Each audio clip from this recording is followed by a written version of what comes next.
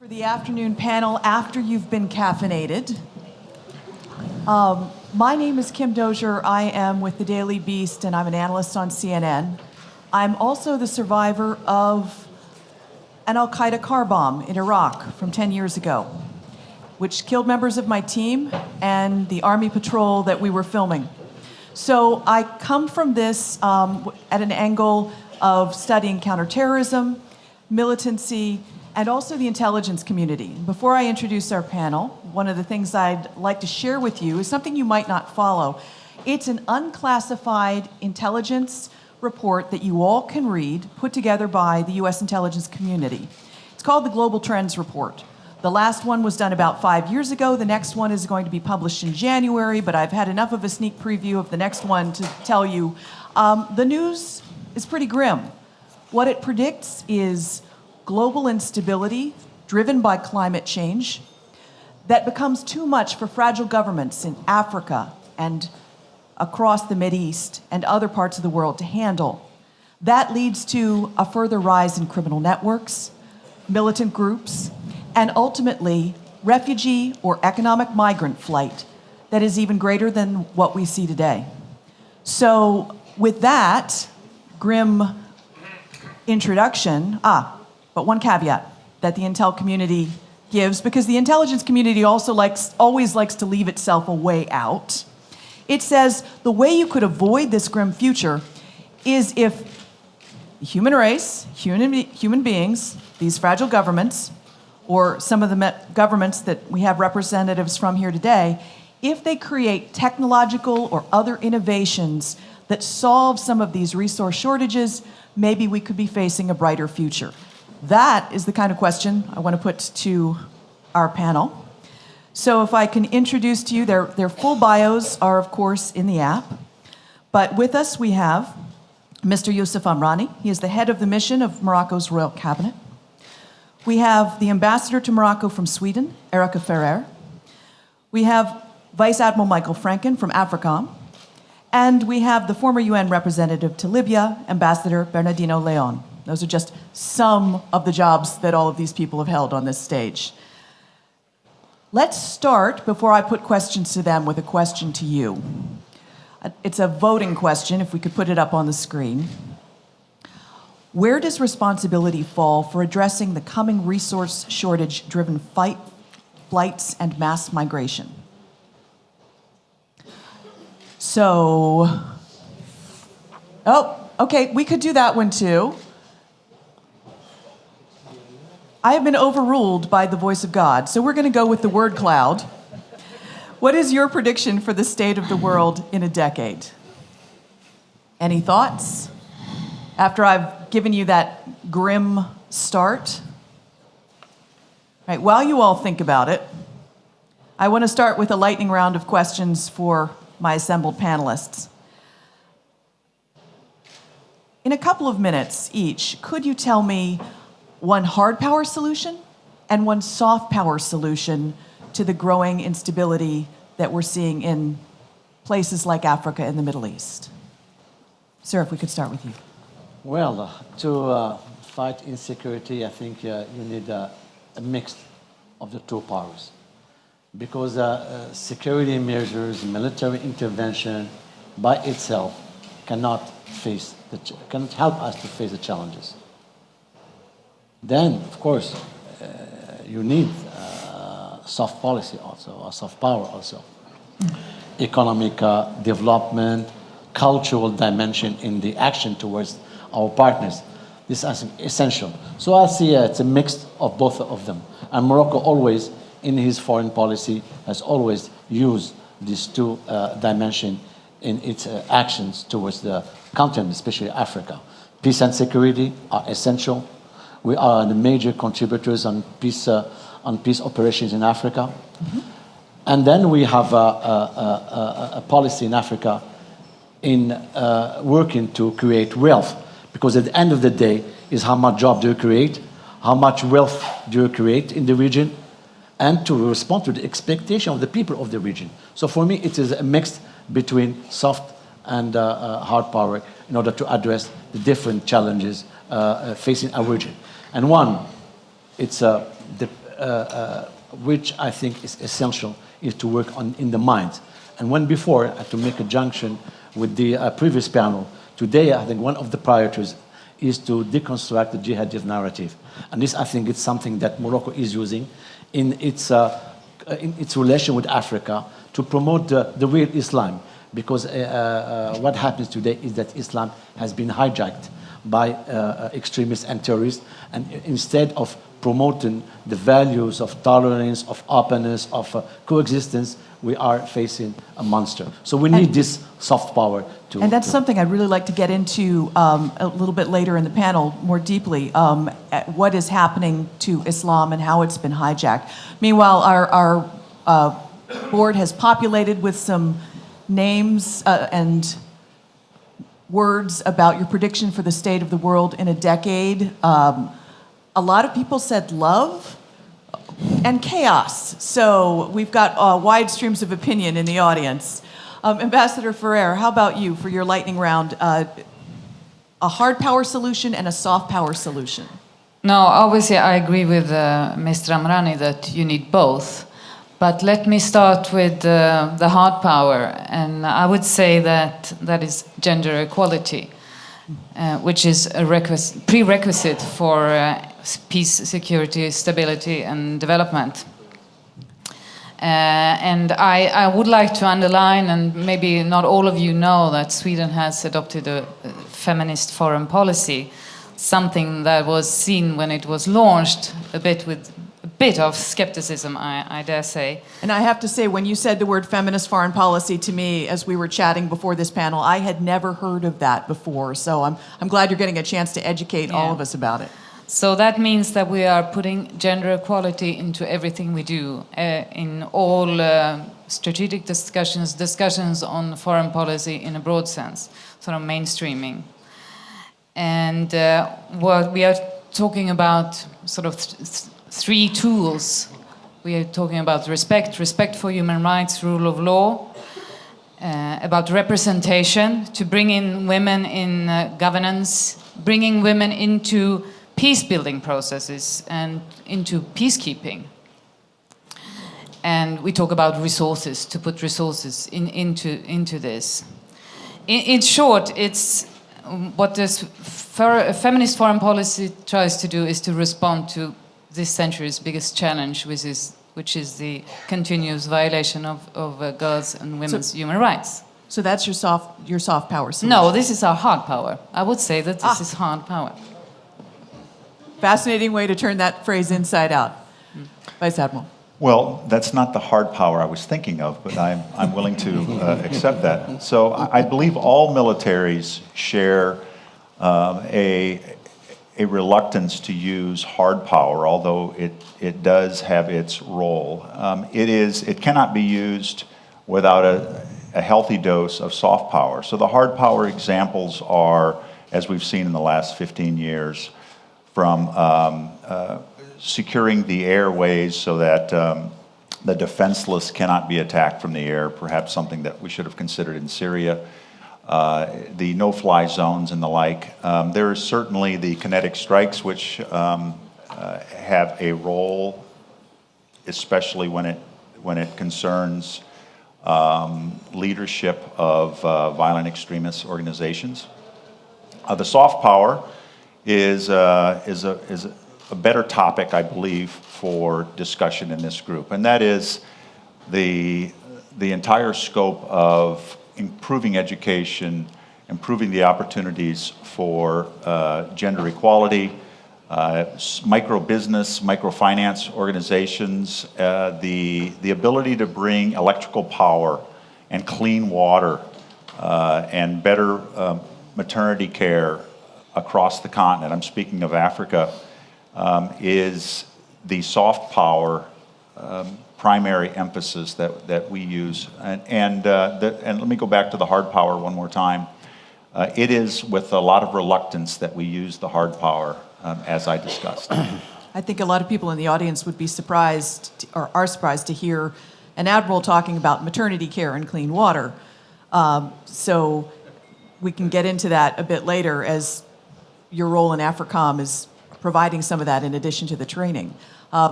Ambassador, your lightning round. By the way, you can see that I tried to say lightning round, but these are very thoughtful people, and they're going to take as long as they're going to take to answer the questions. So, sir, your thoughts. Thank you.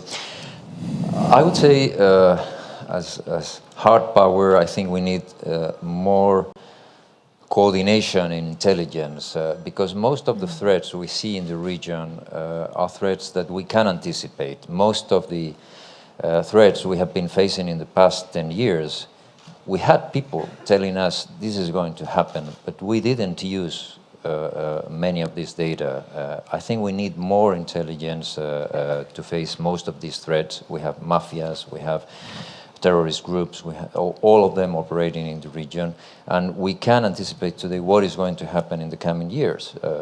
If we discuss Libya, we can discuss today what is going to happen in 6 months, 1 year, if we don't react and we don't try to do something.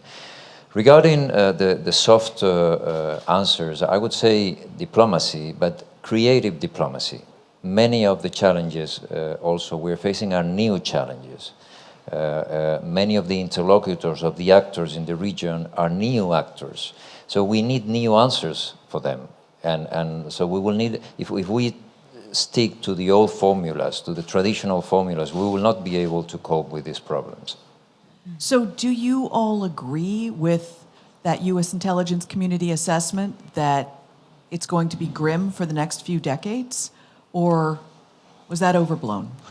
I agree with Bernardino when he said that if we don't anticipate, if we don't work with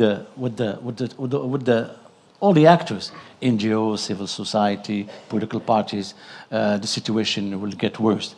First, I think what the priority today is we need to end the conflicts in our region. This is important. And I think that the Security Council should be more involucrated in this process. Unfortunately, today the Security Council is divided as far as the different issues, as Syria, always we have vetoes. So when we reach an agreement and a compromise, we cannot implement it in the ground. So we need that Security Council on board. We need also to do, and I'm here speaking from a southern perspective, we need to do our own homework at the level of the country itself. We need to build up coherent societies, democratic countries. And this is what Morocco is doing, is consolidating thanks to the vision and the leadership of the King of Morocco. We're working in order to enhance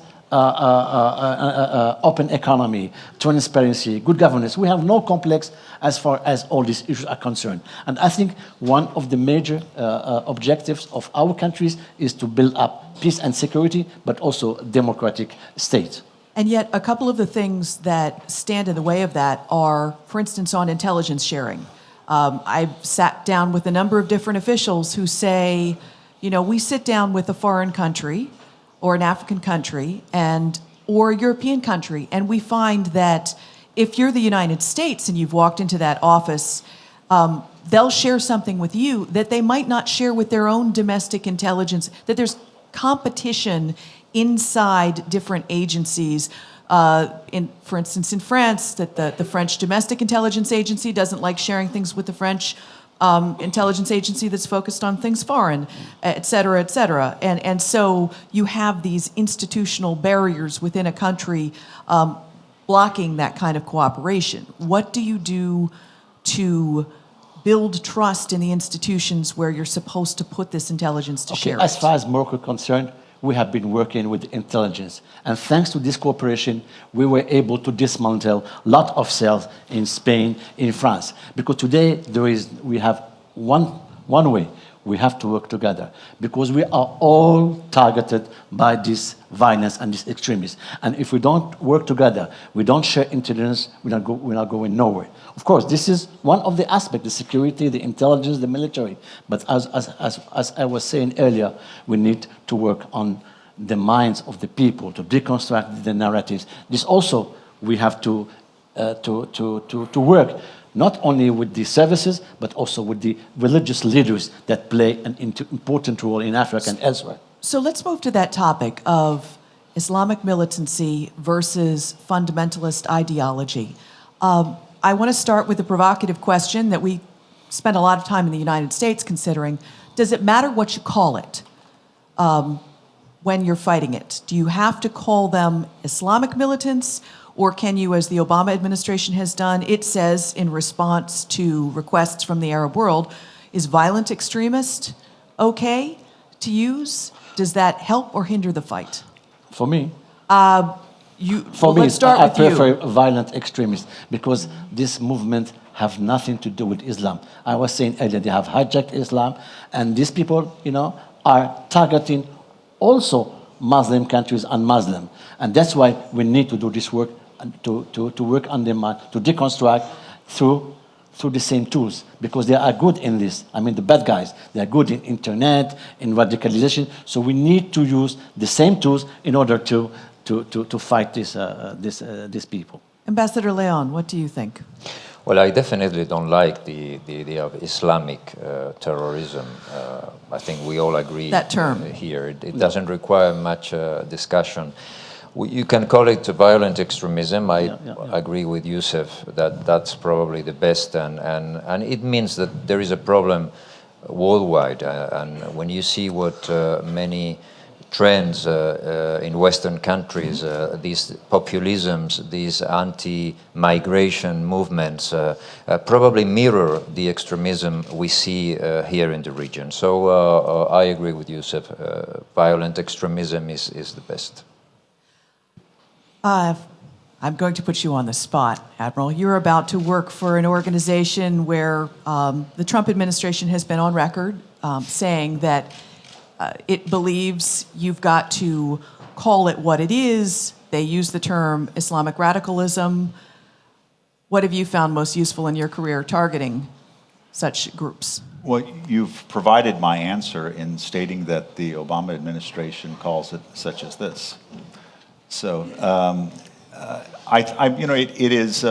it may serve its purpose for some audiences, but frankly, it doesn't answer the question for some of the other violent organizations, such as Lord's Resistance Army and a host of others. So, applying the moniker of the religion to it perhaps serves little purpose. It is of value in knowing the roots, especially if it's an ideology-based violent extremist organization, to work the various aspects against it, but it needn't be the overarching signaling, the messaging. Frankly, it serves little purpose. Have you, in your multiple tours in the region, had leaders ask you not to use a term that mixes Islam with militancy? No, and it's because we haven't. Got it. Yeah, okay. Ambassador Pereira, where do you come down on this? Well, I think probably it's. I agree with the notion of calling it violent extremism, and I want to underline what you said about dismantling the narrative, and I think Morocco is doing a very important work in that, and I really commend you for that. It's very important, and like you said, Amiro, that you need to also relate to the facts, the deeds, in order to fight it. So, and that doesn't really matter what you call it, to put an etiquette on it. So let's talk about how it takes hold. Why do you think any of these movements take hold? What is missing in society? The previous panel talked about how being economically deprived doesn't necessarily drive someone into terrorism, and yet we hear from multiple counterterrorism officials that these movements are growing, moving, migrating. So what is missing in someone's life that they pick up arms and join groups like this? Have you studied this at all? Well, there are many reasons. And I think what we should ask some very difficult questions, and then we need to bring the answer. why in some European countries people are educated, they have jobs, and they became terrorists. Then the explanations we have been given in the South, like the precarity, lack of democracy, lack of human rights, I think it is the core issue is a question of identity today. When we talk about the, I'm not going to talk about the Shia Sunni dimension, but when we talk and we target the people in the suburbs of Paris or Brussels, then we see that maybe we have failed in integrating this young generation. Maybe something is wrong in the education. In our countries in the South also, it's a question of also of education. And then maybe we have to do our own homework, and that we're doing it and at first education. When in Morocco, we started looking at some books, and we have to review now the education system and some even school books. We found some reference to jihad. But the jihad has not the same meaning in the school books than in the ideology of. So this is why we are working on the messages, on the narrative, in order to deconstruct, because Islam is like other religions. They have the same objectives, of peace, of tolerance, of respect of the other, gender equality now in the Moroccan constitution. To recognize, because I know Sweden is very much in this. So I think, and also we don't have to forget the role of women in this process, and especially in education. It's essential. That's why today a lot of women have been radicalized, because they play a role of education the children, and also so that's why I think we need to work more on education, on the real messages of Islam, and also on the media, because the media have a great responsibility in promoting the radicalized messages. Of course, as a member of the media, I have to say, we're always torn between, it happened, it's a violent event, you can't not report it. What images do you use? Well, if the image that you have available is the video the person made just before an act of violence that involved suicide, you're often stuck with that piece of video. Sometimes we do decide to suppress those things, but that's very rare. And now there are so many different outlets that you, in a sense, can only be responsible for your own media coverage. It's just something I wanted to interject. I also want to invite the audience to interject through comments or questions that I'll pull off the board as I see them posted. So that I want to touch on or pivot from what you just mentioned about women and ask Ambassador Pereira. Now, your feminist foreign policy includes part of your mission here, which is to pull the 50% of the population into policymaking that's often excluded. So how do you hope to do that, to bring women into these debates? Well, we have sort of different pillars that we Sweden has always worked on, which is respect for international law, human rights. We have our development assistance, where we have different tools. So you specifically fund projects that empower women? Yes, we do that. Okay. Yeah. We work through something that is.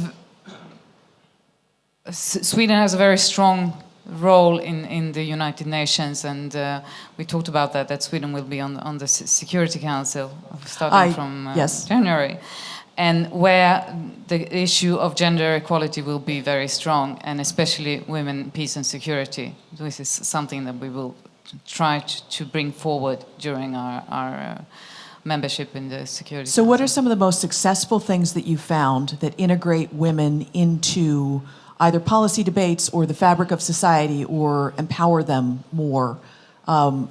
Debates at the UN Security Council are key to stating a country's future aims, but how do you bring it to bear at the coalface?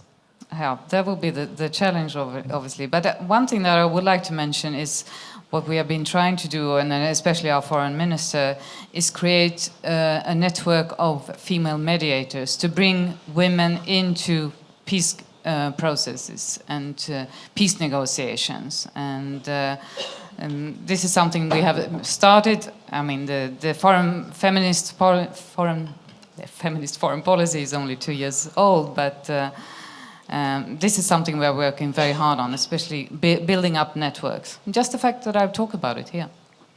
And that would be reaching out to various women who are key in communities that you've identified, who are community organizers, and try to bring them into such discussions? Yeah.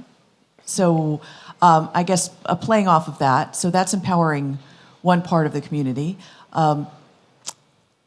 Admiral, you, as part of your remit, you must look at de-radicalization because you're busy fighting the threat. So what are your views on it? Well, certainly females on the continent are a crucial element, and perhaps the crucial element, to solve many aspects which ail Africa today.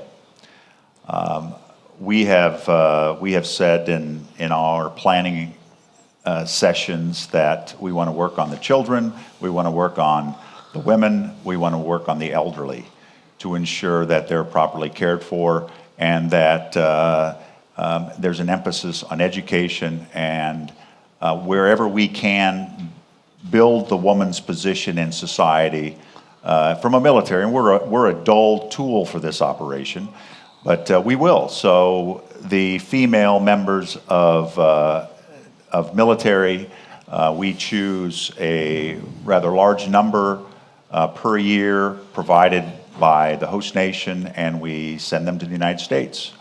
And they go to a number of bases, and they get educated, and they get exposure to what we've done in the U.S. military. And we certainly have a history of this.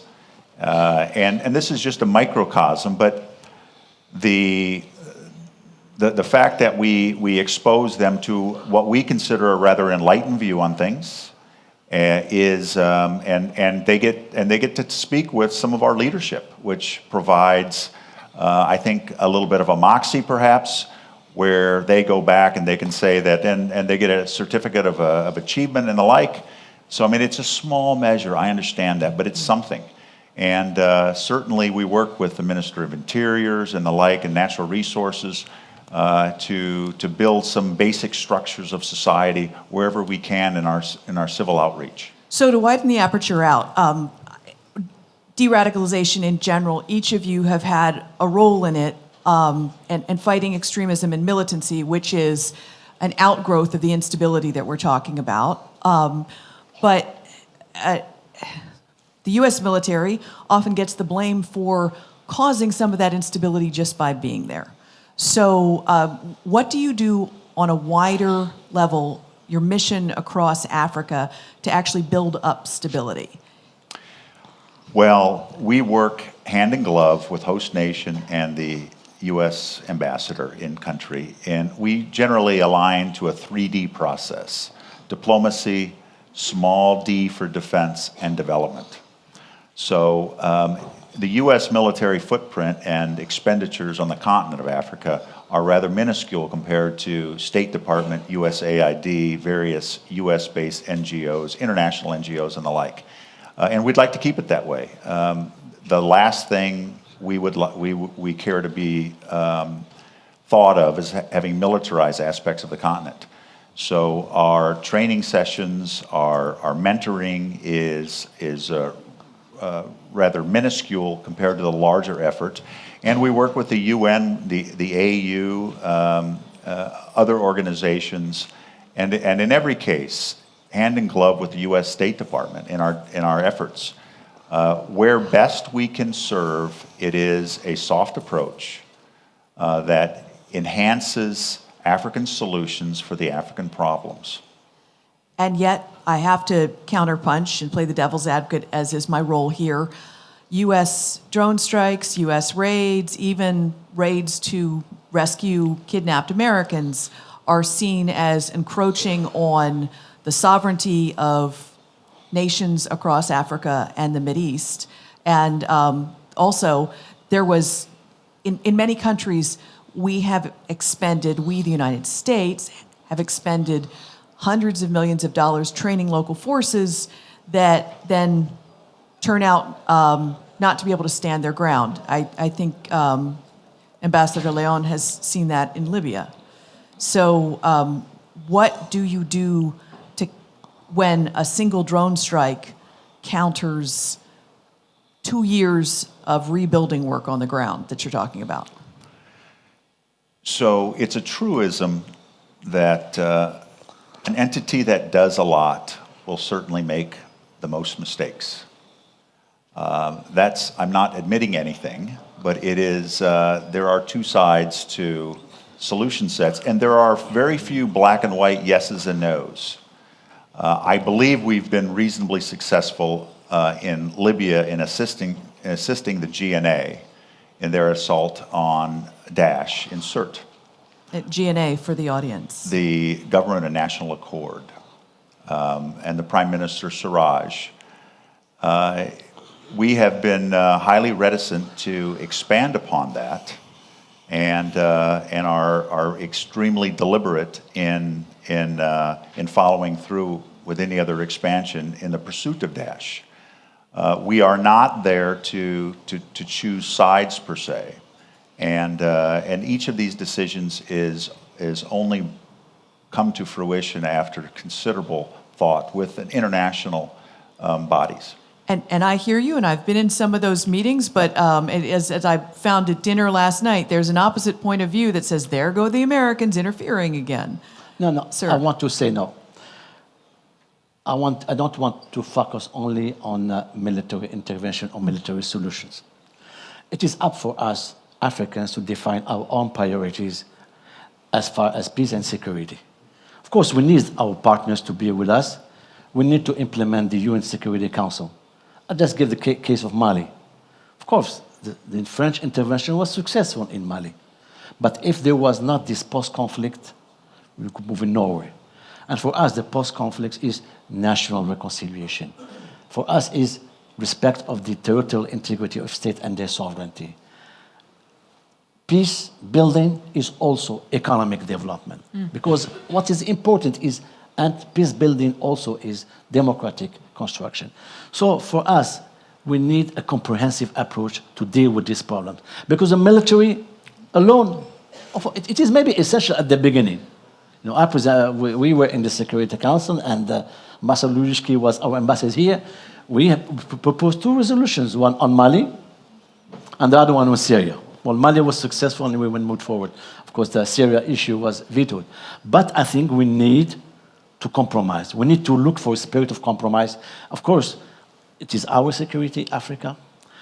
We need to define our priorities, and we need to decide on our future. But we need also our partners on board. And what I'm trying to get you all talking about is what happens when help that a government like yours or Libya has asked for from the outside is perceived by the people on the ground as intervention that is unwelcome. I mean, No. how do you win the people on the ground over? No, you have to explain. In the case of Mali, for example, it was a decision taken by the Security Council upon the request of the government of Mali.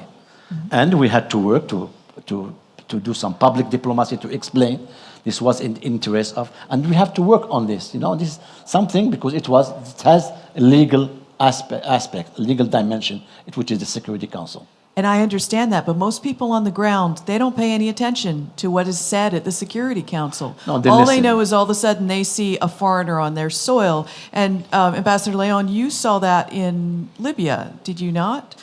Absolutely. But I think we have learned tough lessons in the last 15 years about this kind of interventions. So when we were dealing with Libya in these negotiations that led to the formation of the Government of National Accord that now had this success, which we are not commenting that much, but I think is very important, the way they have defeated Daesh. And we were always extremely careful about this sense of foreign intervention. So although we had proposals, for instance, coming from NATO or others, we can help, we can be there. After the initial invasion and overthrow of Gaddafi, you mean there was a proposal for a follow-on mission? Yeah, I'm talking about the last 2 years. And we always agreed with the Libyans that to the extent possible, the troops on the ground should be Libyans, and we can provide support, and it has been provided through different ways. Air support, intelligence, coordination. This is something they really need, but to the extent possible, we should avoid giving this sense or allowing this sense of a foreign intervention. It's very complicated, and I agree with you. People on the ground don't understand what Security Council means, or it's very difficult to do pedagogy in this situation in the region. And so you're saying the solution is messy, it might take longer, but it's more authentic because it is assistance to the nation on the ground making its own decisions about where to go and what needs to be fixed. Look what happened.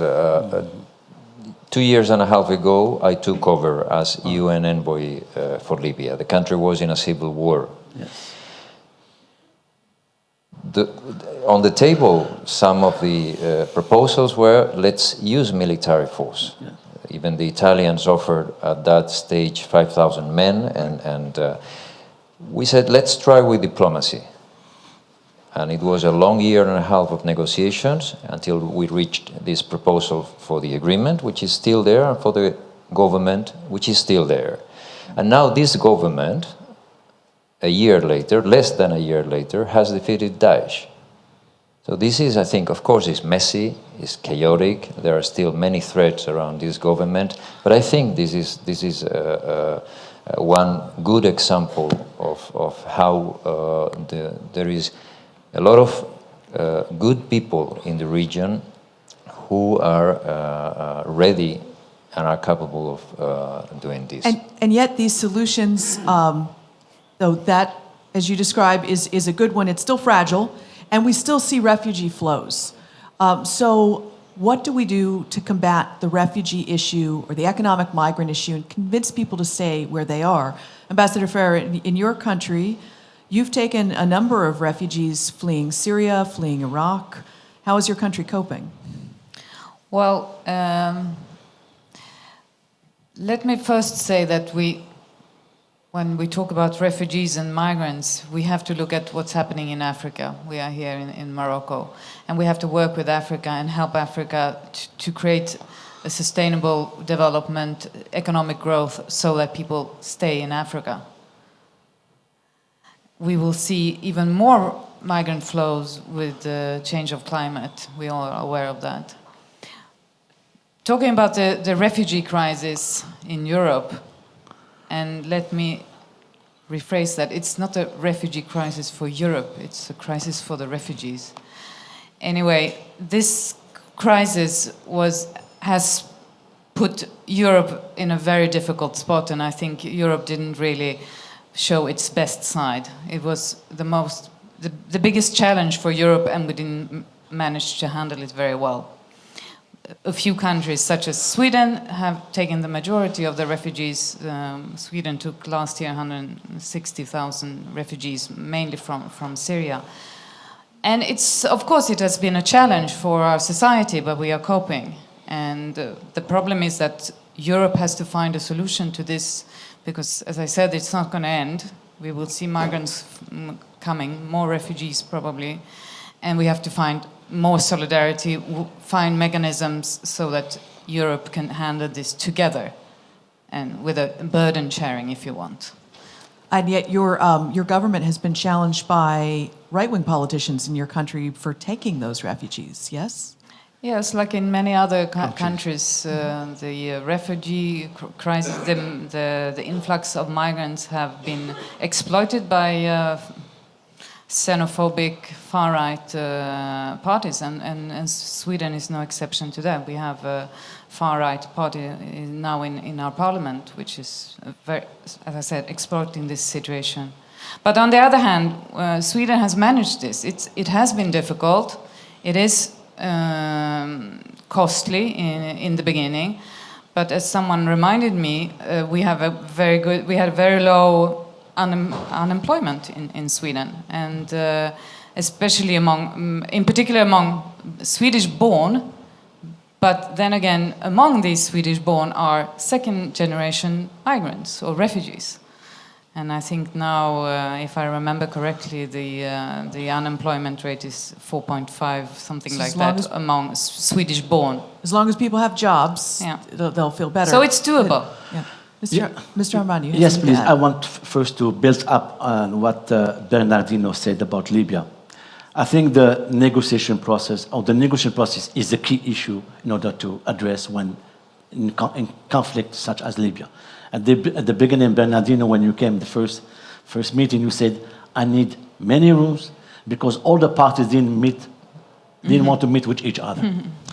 And then we stopped moving, and finally you succeeded in Skhewat to close a deal, an agreement between all the parties.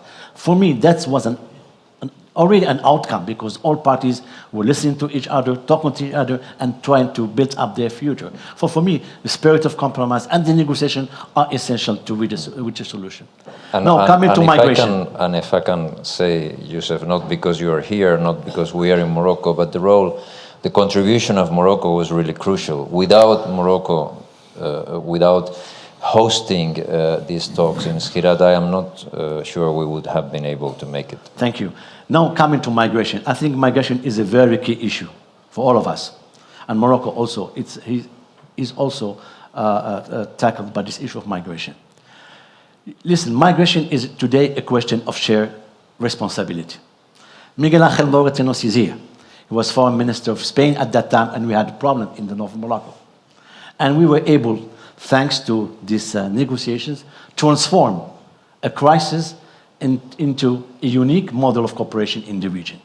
We were able, you too also, we gathered all the people or the countries concerned by the migration, countries of origin, countries of transit, and countries of destination. And we say, listen, yes for security, of course, yes for border controls, but yes also for legal migration, and yes also for solidarity. And we cooked something which was called Action Plan of Rabat, which is still working, which is really the Bible of the migration issue today. Without this approach, pragmatic approach, we're going to move nowhere. No, in the case of Morocco, at the beginning we were a country who export migration. Today we are a country who receives a lot of African migrants. So we had to deal with this. And this, again, thanks to the wisdom, the vision of the king. And again, yesterday, he said, we have to give a legal status to these African migrants because they are our brothers and sisters, and we are live together, and we give them now the same rights as the Moroccan, as access. And this is something courageous position. Today is difficult, but we need also to explain to the Moroccans that they are in our soil, and we need respect, and this is what we call the human dimension of migration. So we should, of course, make a difference between the political refugees and something else. This has to do with conflicts, because today, if we have migrants, refugees in Europe, because we were not able to solve the ongoing conflict in Syria, Iraq, and Libya, and so on. I'd like to take a couple of questions that we're starting to get from the audience and then turn to the audience themselves. One of them is Trump proposes a big Mideast strategy shift, and it just went away. Did anyone ask that question, want to ask it for real? So here's another question. Not only what causes radicalization, but what empowers radical organizations? And I got through it before it disappeared. So what empowers radical organizations? It's a question from our audience. What do you think? Anybody?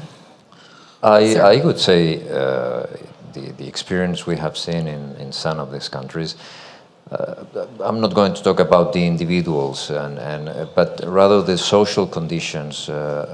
When there is chaos, there is terrorism. Yes. We have seen this very clearly in Libya. We have seen this in Iraq and Syria. So what is it about the chaos? Is it because people are seeking an opportunity to have a mission, to have status, to have income? Is it a matter of survival, or is it that there's something missing in their lives and this gives them purpose?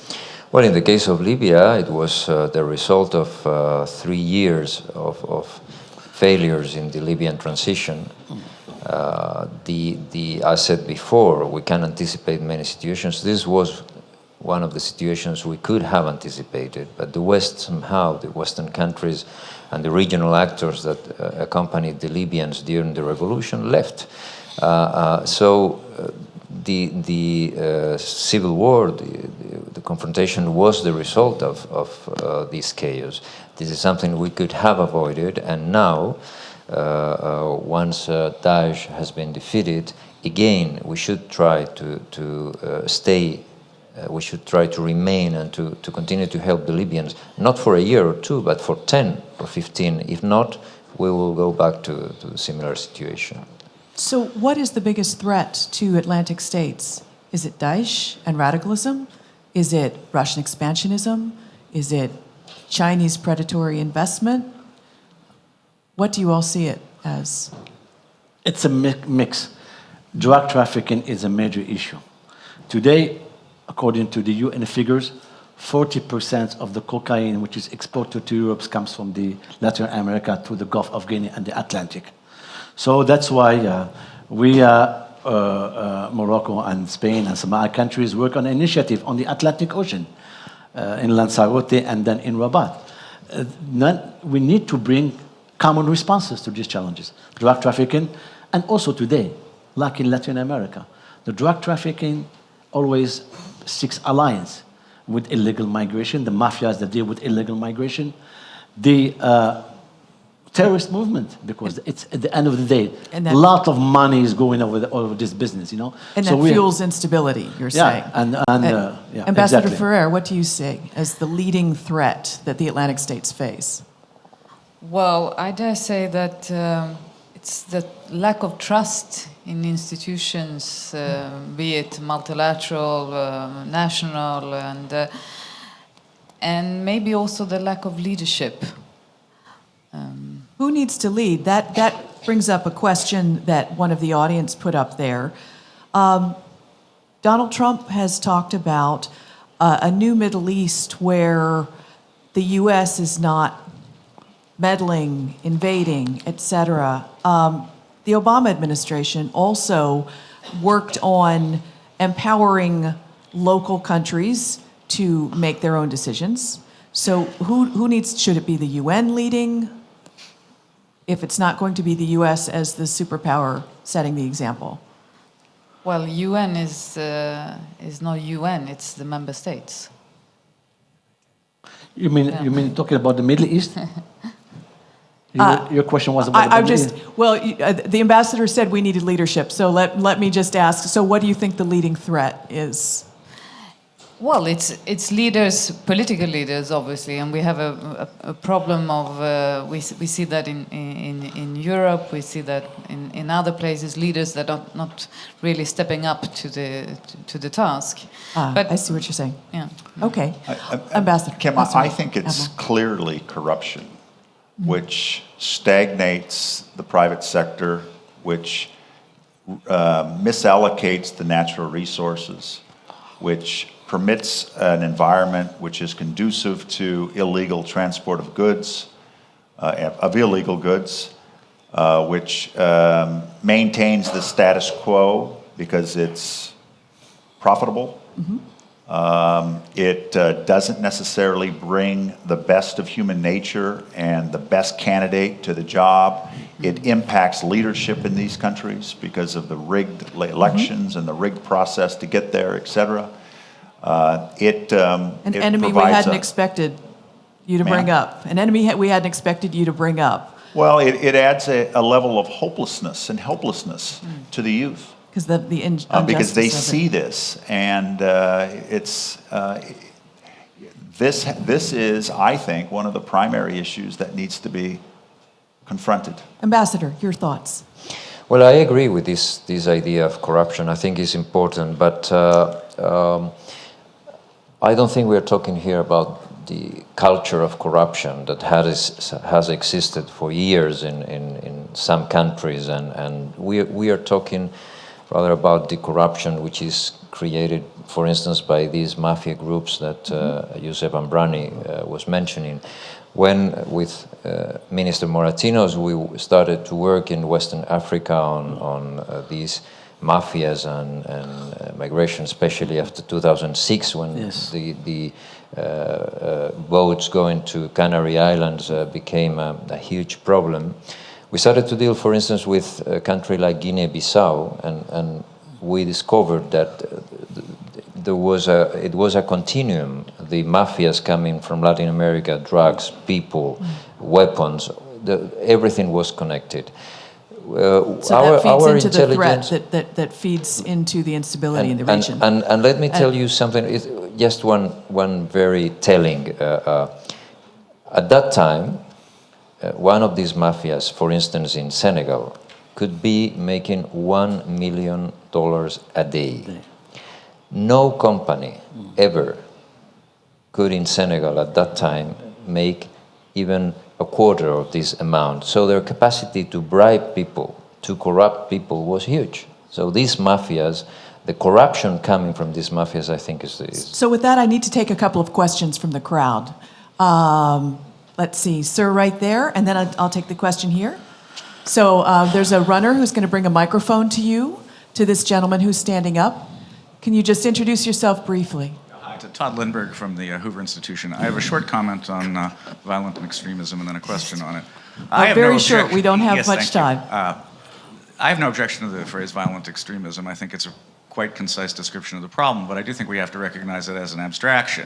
If you ask someone who is in the violent extremism business what they stand for, they don't tend to answer violent extremism.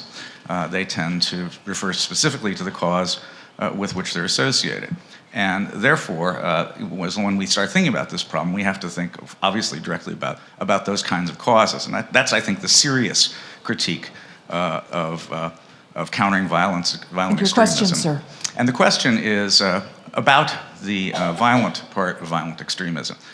Do we wait for the advocacy of or appearance of violence in order to begin the counter operations, or do we begin a preventive process or countering process before that? And if so, how do we differentiate those two? Thank you. And I'm just going to take one more quick question. Sir.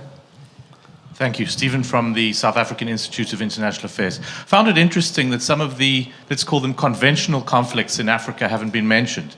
South Sudan, DRC, Burundi. We still see traditional security issues and civil wars on our continent. And it's just interesting that wasn't addressed by any of the speakers. Just a dearth of time and a lot to discuss. And sorry, we had one more in the front row. Marcus Freitas from Brazil. Why is it so hard for us to point out that it was a mistake to do Iraq and Libya? It's very hard for people to realize that. And there is something that we also see that was going to happen in the near future, which is Jordan and Lebanon. These are going to become problems because they're receiving lots of migrants. What should be done? We have to attack the source of the problem, not discuss what we should have done before. So who wants to jump in there? Ambassador Leon, do you think, was it a mistake to invade Libya and overthrow Gaddafi? Picking up off that. I don't think it's a good idea to put both situations in the same basket. Iraq, I think it was a mistake. It created a huge chaos, and we are still seeing the consequences today. Libya is a different case. Iraq was a decision, so the ones who made this decision are accountable for it. Libya was a revolution. It's a fact. It was happening. We could have left the regime killed many of the revolutionaries and maybe prevail, as we are seeing in Syria today, and we could have Aleppos in Libya very easily. And the decision was to prevent these Aleppos. When we see the reaction, the international reaction, the anger, obviously, we all have with situations like Aleppo, we have to remember that in Libya at that time, the same thing was about to happen. So I think it was a difficult decision. You can discuss for years the goods of not having intervened, but I don't think we had any option there.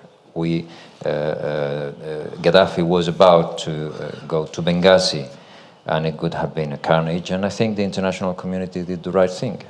And the question about countering violent extremism before it's a declared group. Admiral, you've done some work on that.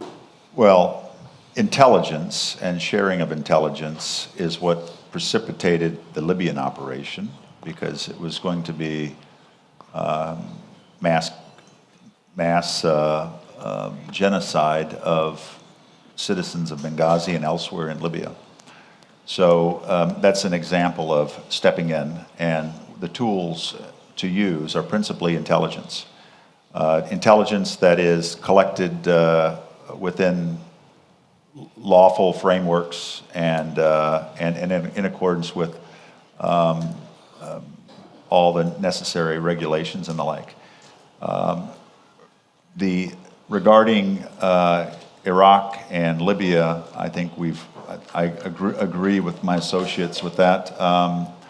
Iraq was a miscalculation, and it was perhaps doubled down on by the disbandment of the Republic or the Revolutionary Guard, and that precipitated what was a situation where $1.3 trillion hasn't been able to fix. Ambassador Pereira, you've worked on some of these issues in terms of the conflicts in Africa that we haven't mentioned yet. What are some of the things that you think can solve those crises? No, let me just say that I'm glad both these two comments brought up the issue of prevention, and I think we need to talk more how to prevent prevention in a broad sense, preventing conflict, preventing terrorist attacks, and we have to. It's a question of early warning, but also early action. I don't have any recipe what the action is, but I think we all need to look into prevention much more carefully, especially when in the multilateral sphere. So, lightning round, last question, moderator's prerogative. The Trump administration incoming has spoken in harsh terms about Islam. They have talked about a Muslim ban that was later changed to extreme vetting. Retired Lieutenant General Mike Flynn has said that fear of Islam is rational. Mr. Amrani, can your government work with the Trump administration coming in with those things stated? We have a strong alliance with United States of America, and we have a strategic dialogue. And I was among the persons who negotiated this dialogue 5 years ago. But it doesn't bother you? No, it doesn't bother me. At the contrary, we have put one of the major items of the dialogue is this one.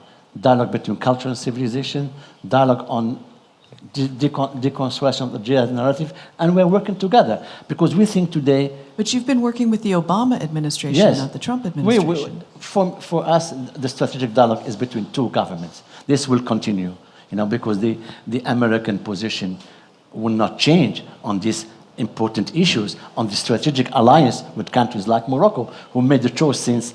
Not forget that we're the first country who recognized the independence of the U.S. Let me come back to one issue, please, on the issue of the prevention that Erica was saying. I think we're now pushing into the next panel. We need confidence-building measures.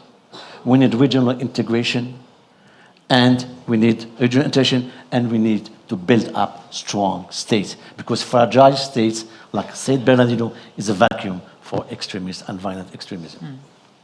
And with that, I think I need to hand over to my reporter colleague, the London bureau chief of the New York Times, Steve Erlanger, and his panel. Thank you very much. Thank you.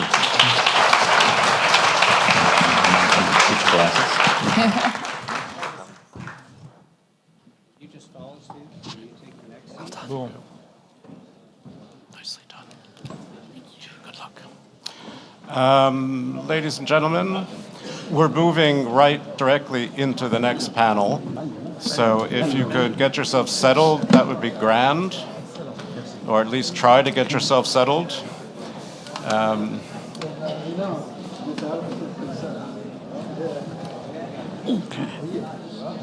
Comment ça va? Tu as assisté à des choses intéressantes?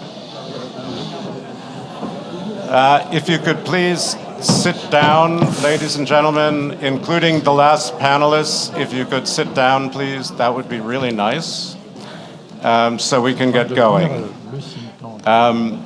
Thank you. I'm sorry to be a bit of a disciplinarian.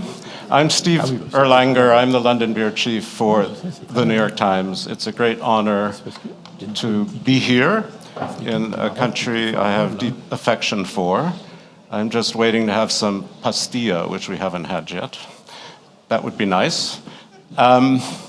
We have a really interesting panel now, which is about the European Union, its future, and Brexit.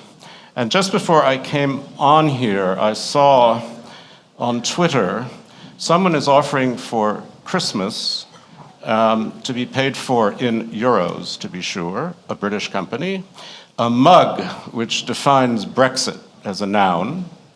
It gives the pronunciation of Brexit, which is not like breakfast. It's not Brexit, it's Brexit.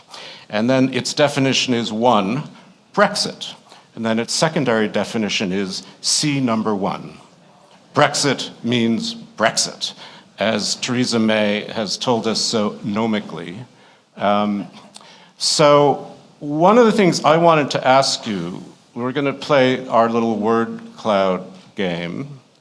So I've tried to arrange with the organizers to have a word cloud just to ask you, and here I'm vamping a bit so you can get out your phones, to put down the word that you think best expresses your attitude toward Brexit. I would just say one word if possible. If it's a whole clause, it doesn't work.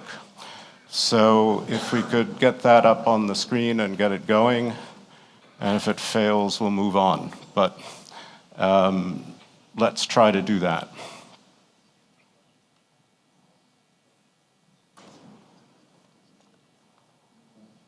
Which doesn't seem to be functioning. Well, if it's not going to function, that's fine. One of the great debates in Britain, and I live in Britain, is now that the people have spoken, what did the people mean? That's half the problem. As Brecht used to say, the people have decided to have a new government. It's very similar. Here, we're beginning to get words. That's great. I appreciate that. So we see stupid, we see uninformed, we see failure, discomfort, concern, surprise. We do have exciting. We also have useless. What I don't see other than exciting is opportunity, which is part of the great debate in Britain. The government in Britain is obviously trying to negotiate first with itself. What does Brexit mean? It's trying to negotiate with itself what kind of deal it would like to see. And it seems to be doing that without much reference to what the rest of the European Union might want from Britain. Because after all, just to remind you, this will be a negotiation that involves 27 other sovereign states. It has to be approved by consensus. One state could throw the whole thing into nothingness, even after 2 years of negotiation. So we have to discuss all the implications of this and what it means for Europe with a very good panel, which I'll just very briefly introduce to you. On your left, Marek Belka, former Polish Prime Minister, former Polish Finance Minister, former European head of the IMF, former Polish central banker, now professor of economics. Hans Kudnani, who works for the German Marshall Fund in Washington, but is British, but has a real expertise in Germany, speaks German, has written very, very well about Germany and its foreign and domestic policies. Next to him is Minister Edward Scicluna, who's the Minister of Finance from Malta. And Malta is about to take over the EU presidency in January. So he's sitting in a very hot seat, though it looks rather comfortable there. And next to him, of course, is Hubert Védrine, who was former French foreign minister under Jospin, was an advisor to Mitterrand, author, risk consultant, and well-known, I think, to everyone here. So I just wanted to begin, perhaps, by asking Marek how important Brexit is, do you think? What is the understanding Europeans have for it? Sometimes I think in Britain, people believe that the Europeans will somehow give in and give them a sweet deal because Britain matters so much. And then I think there are a lot of people in Europe who think that Britain, in the end, will just give it up entirely and find some way not to leave the European Union. So why don't you start us off? Thank you. Well, first let's assume that Brexit is Brexit, which means that it really happens and it's irreversible. Assumption. Number two, let's assume that we know something.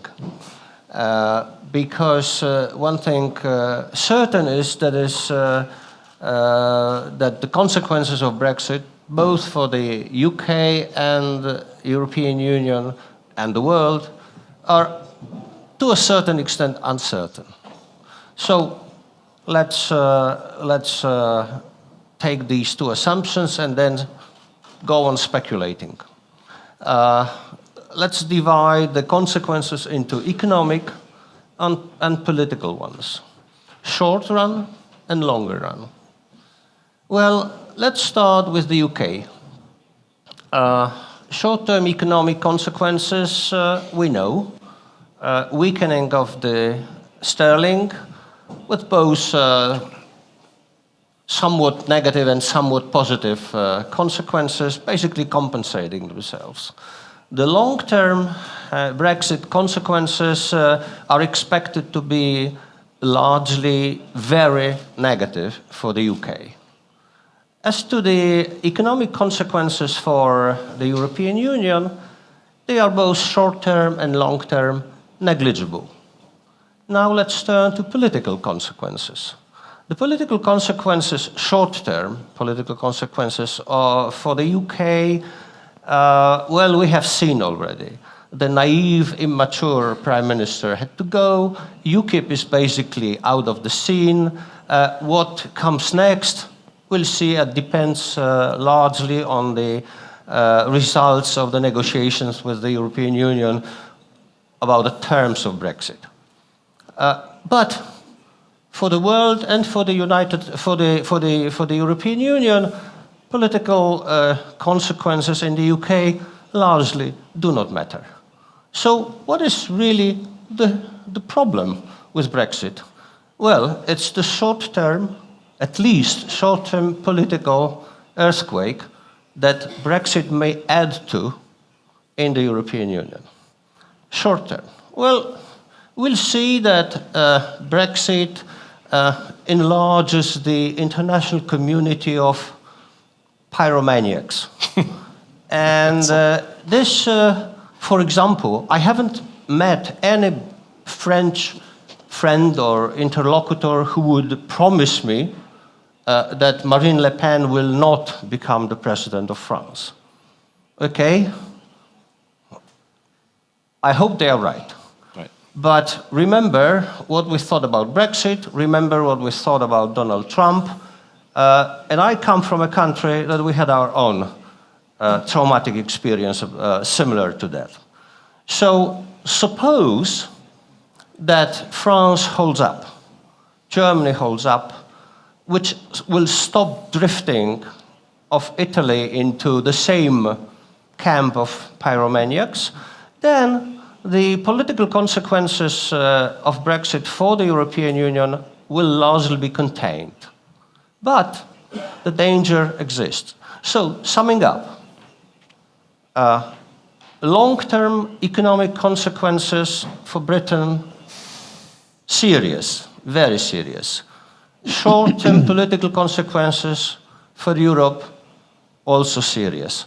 This is how the things, in my view, looks like. Thank you. Great, thank you. And then one of the things I just wanted to ask you, I mean, obviously Britain was a big advocate of Poland joining the European Union, I mean, of the enlargement. I mean, do you think Britain's leaving will have an impact on domestic politics in Poland? Does it affect Poland's view of how the European Union will grow or shrink? Well, on all accounts, Brexit is negative for Poland. Poland, as the UK, are not Eurogroup countries. So the withdrawal of Britain weakens the so-called NEG, non-Eurogroup. And of course, if you still wish to avoid so-called Europe of many speeds, which is unrealistic, then the chances for avoiding this are slimmer after Brexit. But the most important thing is that Brexit weakens European Union, and weak European Union is very bad for Poland. No matter what our current rulers say, just look at the map. Thank you. Period. Hans, you're the Brit in the room. Is Britain exaggerating its importance to everyone else? What's your sense of how it might flow, this great debate that's going on inside? You know, there are issues of hard and soft Brexit, issues of migration. Obviously, the government is beginning to set priorities, but nothing official yet. So let me first of all say that I think the answer to nearly every question I'm going to get asked is I don't know. Because I think... Oh, don't be honest. Just go ahead. I think even until about a month ago, it seemed to me very, very difficult to predict what the outcome of Brexit was going to be. And I have to say now, since the election of Donald Trump as US president, I feel that's added a new element of uncertainty that potentially could completely transform the relationship between Britain and the EU in a different way, although again, I wouldn't claim any certainty about how that's going to evolve. So I think there are so many moving pieces of this now, and I think the world in general, following the election of Trump, is going to be so unpredictable that all kinds of things might happen that I think are going to affect this. Having said all that, in answer to your question about the sort of relative importance of the UK on the one side and the EU on the other side, I think it's certainly true. I've been struck, and I should say, although I'm a Brit, I spent the last sort of year or so living in Berlin and then went back to Britain for 2 months over the summer and spent essentially the 2 months after the referendum in Britain, and since then have been in DC. So I'm slightly looking at Britain now from the perspective of an outsider, and I sort of come back periodically, and what struck me, I was in Britain for the last couple of weeks, and what struck me was how the debate really hadn't moved on at all, and it was this same mantra of Brexit means Brexit, and we want our cake and we want to be able to eat it. The latest sort of twist on this, insofar as it is a twist, is this idea of, you mentioned the sort of debate about hard Brexit versus soft Brexit. The latest twist on this is hard Brexit but with a soft landing. And by that, what is meant is this idea of a temporary arrangement for a few years. But it's not clear whether that's possible or what that would look like. But my impression, as I say, coming at this somewhat now from the perspective of an outsider, is how parochial the debate in Britain is. You said at the beginning, Steve, that in Britain we're sort of negotiating with ourselves, first of all, to figure out what we want. The people that voted to leave were this extraordinarily diverse group of people, I think, that voted to leave for all different kinds of reasons. And so there's an internal negotiation going on. And that's part of what the hard Brexit, soft Brexit discussion, I think, is about. Because, as I think George Osborne put it at one point, a majority of Brits voted for Brexit, but not necessarily for a hard Brexit. So that's all being played out. But when you watch the debate in Britain, it is as if the only thing that matters is what the Brits want. Once they can figure out what they want, they will get it. And there doesn't seem to be very much awareness, even now, 6 months on from the referendum, of the way in which there's internal politics in the rest of the EU, and that's going to affect what's possible and what's not. Just finally, though, to come back to the Trump question, because I do really think this potentially really changes things. I think this actually might put Britain in a stronger position for the simple reason that the US security guarantee now is in doubt, it seems to me. And the UK, as one of the two EU member states currently, along with France, that is a nuclear power and that has significant military capabilities, I think does now, I think the EU does need the UK in a way that it didn't before, frankly. And this was quite interesting a couple of weeks ago when the Polish Prime Minister came to number 10. And there was lots of speculation about whether what's happening here is that the Brits, who are expanding security cooperation with Poland on a bilateral basis, whether that is in the expectation of some kind of concession, whether it's around freedom of movement or around something else in the Brexit negotiations. And so I think that really does actually, I mean, I think there's an element of truth to the idea that actually now Britain is in a slightly stronger position than it was before. I mean, certainly it's considered part of Britain's bargaining power that it with France are the main military powers. One other comparison struck me between the Brexiters and Trump supporters is though both of them won, they both think they're going to be betrayed. The Brexiters think somewhere along the line, Theresa May is going to pull out the rug from underneath them because she's actually a Remainer.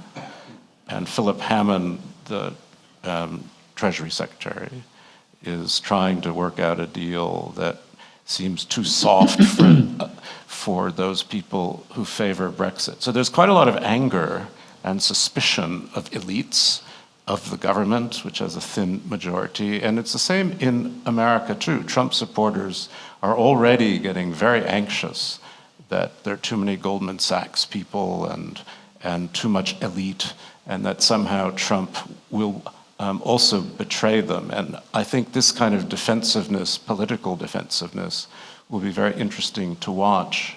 Mr. Scicluna, you're about to have to deal at least with the beginning, presumably of Article 50. What should Britain expect? Or to put it another way, I mean, what does Europe want from Britain? I mean, is it easier to just have a hard Brexit and negotiate something else down the road? How complicated a divorce is this really going to be? You took the word, it's divorce. This is a divorce. And like any divorce, it could be acrimonious, you know, when one side would want everything, including the car and the dustbin. Or it could be, you know, an arrangement, consensual arrangement, you know, with the least pain to both sides. They know they've got to separate and they want a quick one. and try to put aside all the issues and difficulties and so on. Now, as you said, what would be the scenario? I mean, the problem is that the EU side is not one country. There are 27 countries. There are three institutions. There's the Commission, the Council, and the European Parliament. So although on paper the Commission will start the negotiations, the Council wants to keep control. The Council of Ministers, again, another 27 ministers want to keep, or prime ministers want to keep control of the way it's doing. And then the biggest problem of all, in the sense of its bigger institution and more independent-minded people and parties, is the European Parliament. They would want their say as well. So I don't think it could be a simple divorce. It cannot be avoided. Now, I think would rather, at this point, okay, another issue is whether it's hard or soft. It's which of the two sides will blink first. In other words, who would suffer the short-term consequences? If it's the EU, probably not. And I think it would be more probably that the UK, there will be more investment being lost, companies moving, and that scenario would definitely have an impact on one side, on one of the partners. So I think that's also a probable scenario. I think the interesting questions for the EU is not whether it will get the upper hand or whether it will win or not, but what caused the divorce in the first place, and whether there are, same feelings within the continent. And in fact, I'm referring to the populist parties, and see exactly, whether the whole system is crumbling, and that is more a worry than the question of Brexit. I very much want to get to that. But first, I want to ask you, because divorce is also usually about money. Money is always an issue. And the Brits are committed to huge amounts of money, ongoing money, into an ongoing budget. And there have been figures thrown around of 60 billion euros owed. Are people just setting out stalls for a negotiation, or are they making hardline statements about the amount of money involved in the divorce, or are these realistic figures? Well, the EU as a whole would lose a very big share. That's the UK shares. Although from the EU side there are projects being undertaken, and it's not a question of leaving a bridge halfway because we're out, So if they're going to continue with that bridge, so to speak, they still need to contribute. So that is one reason, most probably, that, it will not be a cliff thing, but it would be prolonged, more tapered than the 2 years we have in mind. Right. Yeah, one thing I also wanted to ask you, as Hans was saying, there's much more talk now in Britain of a transitional agreement that would somehow govern Britain's customs trade, certainly, if not more than that, that would go on beyond the 2-year deadline of Article 50, to supposedly allow the negotiation of a broader free trade deal with the EU that would take longer. Some people, the one with Canada took 7 years. Do you see much prospect in that? Is that a realistic idea? Well, it depends how much politics get into it, and because politics can block and create big problems, and it can undo. And just I've seen many big problems, which the technician would say it's impossible, and just the politicians will it, and that's it. It's solved. Sometimes I'm really surprised with my experience there. So it depends on the political will as well. I was talking to Jonathan Hill, Lord Hill, who was the last British commissioner, and one of the things that he'd said was that it would, in the end, be about politics, and if feelings were hot and angry, it'd be much harder to make a deal, and that he was very worried about the tone of the debate thus far. Turning to Monsieur Badre, You've watched this circus going on for quite a long time. What, in your view, are the implications of Brexit for the rest of the European Union? Do you think it's fundamental? Is it exaggerated? What do you think? D'abord, il faut prévenir que je vais parler en français. Oui. I'm going to speak in French. Est-ce que tout le monde est prêt à affronter ce choc? So you'll have to manage this linguistic shock.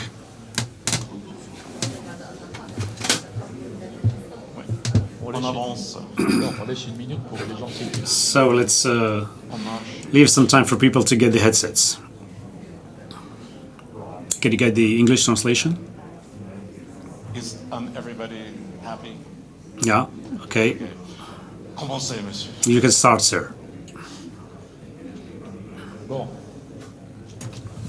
En ce qui me concerne, Well, for me, je considère que le Brexit I consider that être analysé uniquement Brexit should not be analyzed only as a British aberration, but it is a sign for a wider phenomenon. Je pense que c'était un référendum inutile. Of course, I think that it was an unuseful and irrational decision and referendum, but it's useless today to repeat this. But we can indeed analyze this as the result of a special British sitting with the specific issues for Great Britain and relations between France and Great Britain, or analyze it, as it is my opinion, as a sign for a wider issue. What I mean by wider issue is that it seems to me that in Europe, for different reasons, the peoples are just stepping back from the European project. It changes from one country to another with different degrees. Of course, some countries are so much convinced, but if you add the anti-European countries that the press is wrong to call Eurosceptics, because we have another type of people. We do not have the same political responses. We have anti-political groups for ideological reasons, demagogical reasons, or whatever. People who voted for Brexit are not only skeptical. There are Euro skeptical, Euro whatever. Marine Le Pen in France, I don't think that she will be president in France, but it's another issue. She's not Euro-skeptical. She is hostile to Europe, as the people at the far left. In addition to these groups, you have other people who have been deceived. We have promised to them the social Europe, which did not happen. They have been deceived by socialist governments as well. In addition to this, you have people who are allergic to Europe. The President of the Commission said that we were wrong to adopt too much regulations since the single market. The single market is a good idea, but the implementations of standardizations that were not done on the basis of objectives. We had too much detailed regulations, and we indeed have many regulations for bananas, for electric devices, for all different items. So it's Juncker who is saying this. He's not anti-European. He said, indeed, it was wrong to have too much regulations. It's true that states required that. France asked for this a lot, but this did not settle the problem, the issue. It's not because the states were asking for too much regulation that the Commission has turned this into a crazy system with the judicial and the parliament intervening. Even if we mention here the causes, we have the problem. If you have all these categories of people, these groups, you reach high levels of people. And don't forget that for European elections, we have 60% of people abstaining.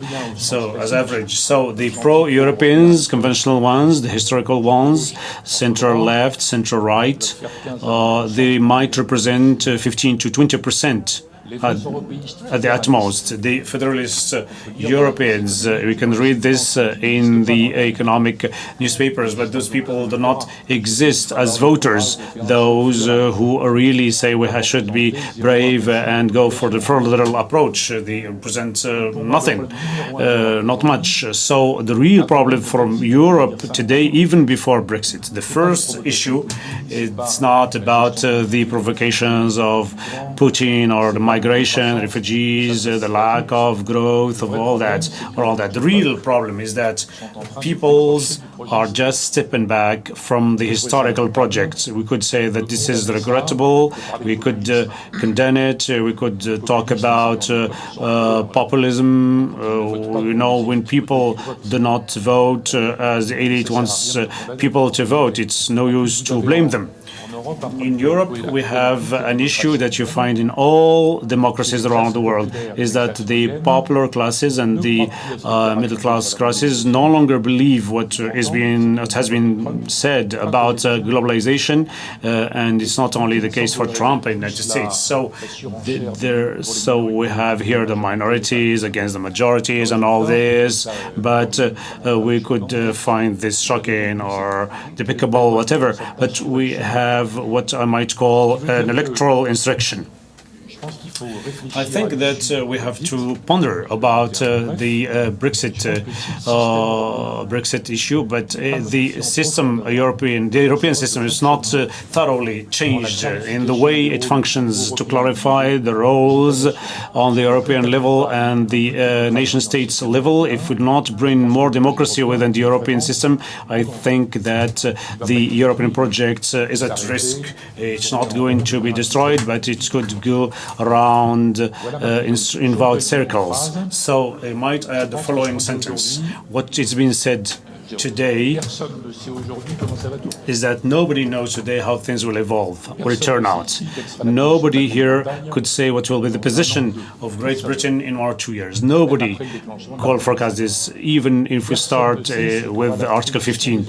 Nobody would know what would be the position of the Europeans within 1 or 2 years. Of course, we'll have negotiations that will be hard.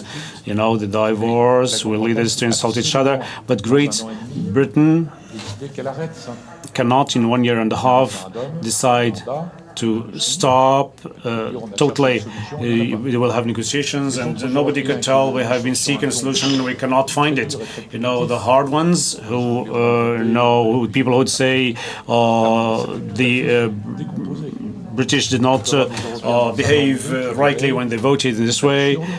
Some people would say that would be absurd for us to deprive ourselves of Great Britain. So it's strange to say this today, but we do need to reach a compromise between Great Britain and Europe by 2018. Thank you. One thing that always strikes me is that world orders, like relationships, get stale. And they get cranky, and people argue about things. I mean, we see this at the United Nations, we see it at the World Bank, we see it at the IMF. We certainly see it in the European Union, which was a wonderful idea of the last century and was a great response to the challenges of World War II and what happened afterwards. But with the enlargement, without deepening, the European Union became so big, so diverse, so different in terms of income, in terms of productivity, in terms of expectations. I was just in Slovakia, which we think of as a very nice country that's doing fine. It's part of the Eurozone. They're having the same structural problems that Hungary is having, that Poland under its new government is having. They're slipping away, they're drifting.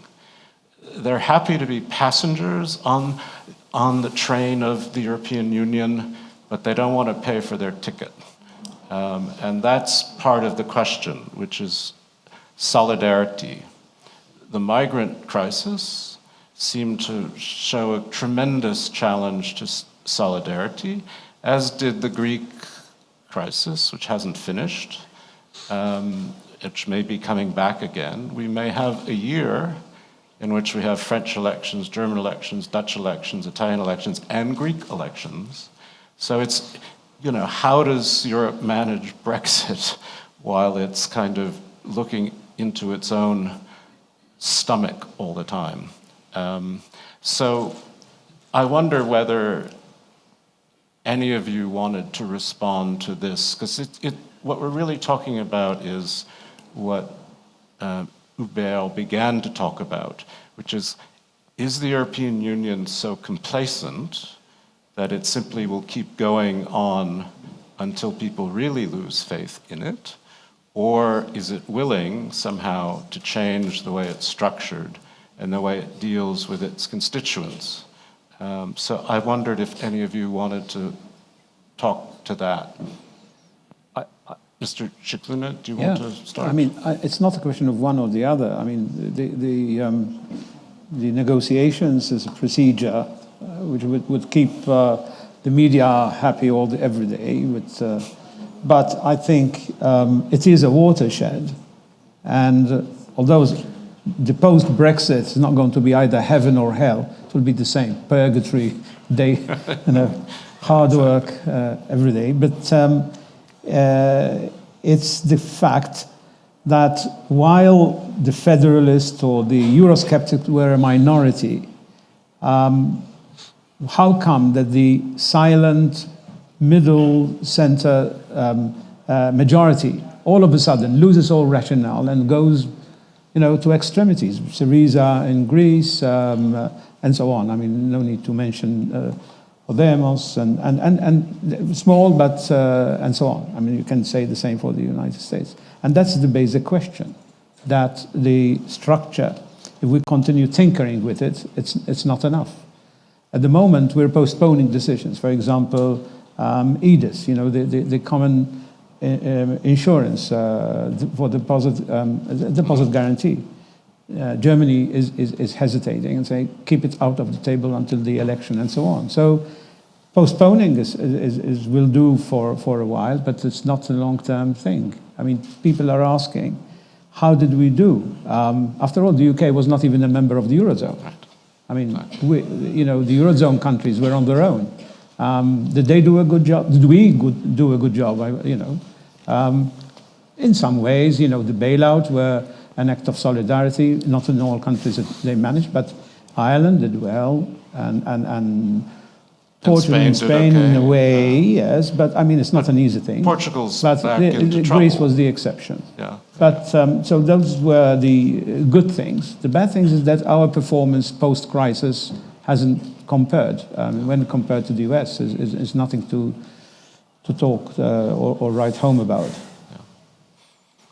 Mark, did you? Well, you raised in your intervention 3 huge problems. I'll deal with them in a very short way. Enlargement. The real problem with enlargement of the EU was to accept Britain in the EU.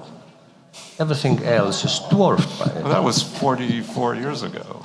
Okay, 40 years ago and 40 years of torture.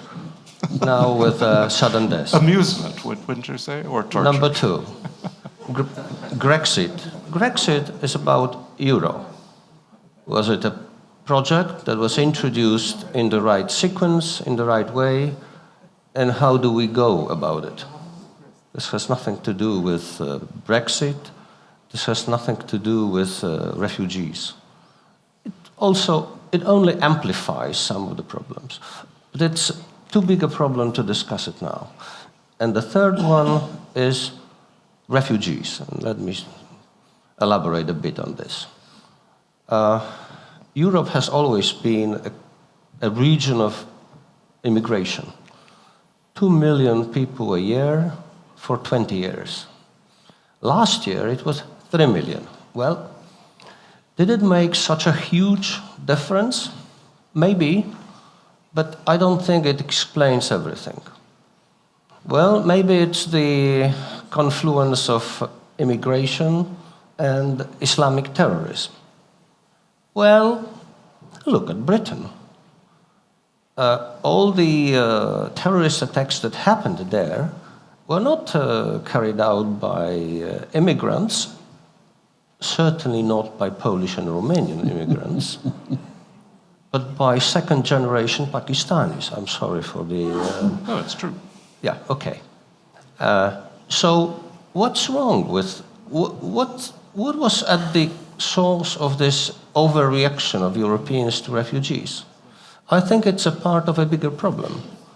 It's a problem of revolt of the elites, that against the elites, sure. Of the people against the elites. The people don't have trust into what we say, into what statistics show, into what theoretical models or practical policies show. And in such a situation, it's very easy to excite people. You don't even need refugees to be against them. My country is the best example of it. So refugees is not really about refugees. The refugee crisis is part of a bigger crisis of probably, I'm sorry for being too bombastic, crisis of Western democracy. Yeah, that's right. And also somehow a period where demagoguery works in politics. I mean, certainly the British campaign was full of untruths, which seem to persist. And this has been followed through by the campaign in America too. But what struck me about the migrant issue was partly the fact that Germany, which had been so important, which is basically the hegemon of Europe, which has been asking other countries to get in line on issues like Greece and other things, suddenly created a crisis for everyone. And there was a lot of schadenfreude among other European members, and a lot of feeling that, you know, Germany now was asking them for big favors about migrants and quotas, and there are a lot of people who just didn't want to help her out, which made sense too. And then, of course, in Britain, as you rightly say, the migrant question, it's not about Syrians, it's about white Christian migrants from Eastern Europe. That's been the problem. So Britain's strange. Every unhappy country is unhappy in its own way. Monsieur Badre, you wanted to say something.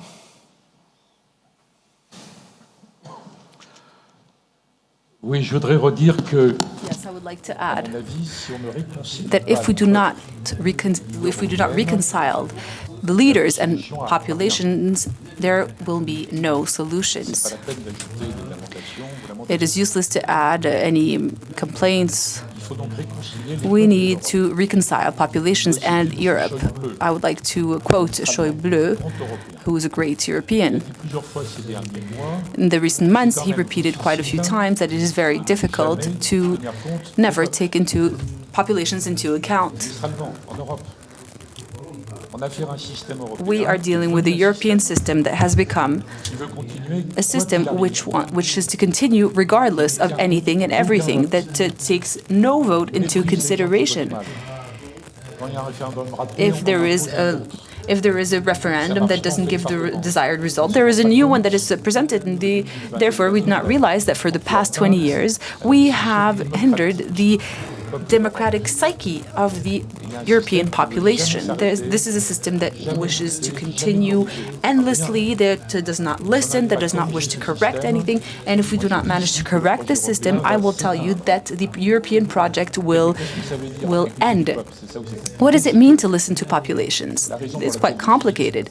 The reason why elites hate populations is that populations have an identity, that they're chauvinist and they're focused on security. They want to hold on to sovereignty, identity, and they want to be safe and secure. And we respond with growth, and growth is not sufficient. So I believe that if these demands take humongous dimensions is because there haven't been any reasonable responses. If there is this huge historical responsibility for the past 20 to 30 years, that initially started with good intentions, and we were not able to provide the right responses. With the different attitudes, we are translating this negative sentiment towards these demands, and we need to be able to give a reasonable response to these requests and demands, and particularly get out of the absolute confusion today where we have no idea of who handles what. So we are requesting certain things of Europe that are not part of its mission. We are criticizing Europe. There are some justified criticism. There is some justified criticism. There is some unjustified criticism. And this is different in the United States. This issue isn't existent in the United States or in Brazil, so I'd like to come back to this point. And we cannot place at the same level the different issues that we are dealing with and this internal issue. If we manage to resolve this issue, we need to organize a true conference to review these governments without these institutions. It might be shocking, but this is intentional. If we manage to clarify this, all of the other issues regarding refugees and so forth have their solutions. And the European Union will be able to start with a new legitimacy. And if we do not succeed in this task, well, we might be very worried. Toulon and Marseille trying to talk to National Front mayors and people.